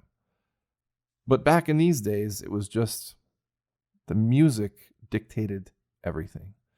And I think to summarize the early years of Elton John, and obviously most of this top 10 list, is that the music dictated everything. And that is what made so many great songs, so many great moments, so many great albums, is that the music was so good that you couldn't fuck it up. When I once heard Jesse Tobias, this is a random thing to throw in here, but Jesse Tobias talking about Morrissey, and he was talking about a couple of Morrissey songs and saying that they're impossible to fuck up because they're so good. And that comes to mind when I think of some of these songs, because it's when you get a song that's as good as Burn Down the Mission or My Father's Gun or Captain Fantastic or Mona Lisa's Mad Hatter, you can't fuck it up. It's just too good. You would have to go so far out of your way to make anything bad happen to these songs that it's impossible. And Elton John had the right people around him. Gus Dudgeon in those early years, Paul Buckmaster, Davey, Nigel and Dee on a lot of it. Not necessarily right in the beginning, but after that. You put all those pieces together, they all know what they're supposed to do. Like I said, when they recorded Goodbye Yellow Brick Road, when they recorded Honky Château, like Davy Johnstone has literally said that when they were making Goodbye Yellow Brick Road, they'd go to breakfast. They were recording at the Chateau in France. It was called the studio, and there was like a breakfast hall. And Davy Johnstone said, I'd go to make a sandwich while Elton John was being handed a lyric, and by the time I was done with the sandwich, he was done writing the song. And then we'd all walk over there. We'd go into the studio. He'd take the lyric, and we'd be done. We'd start playing it, and within 20 minutes, we were ready to go, and they'd hit record. When you have that kind of magic, you're going to get these kind of albums. I'm thankful for it. I hope you enjoyed listening to this. If you've gotten this far, I know that it was very long, but that's a lot of albums to cover. I hope that I gave you something new. I hope that I entertained you to some extent. And so now to close this out, I did a pause right there, but hopefully you didn't even notice. And I have gone back and obtained my original list from 2005. And I'm not going to read you every single thing because mostly things stayed in relatively close proximity to where they are now.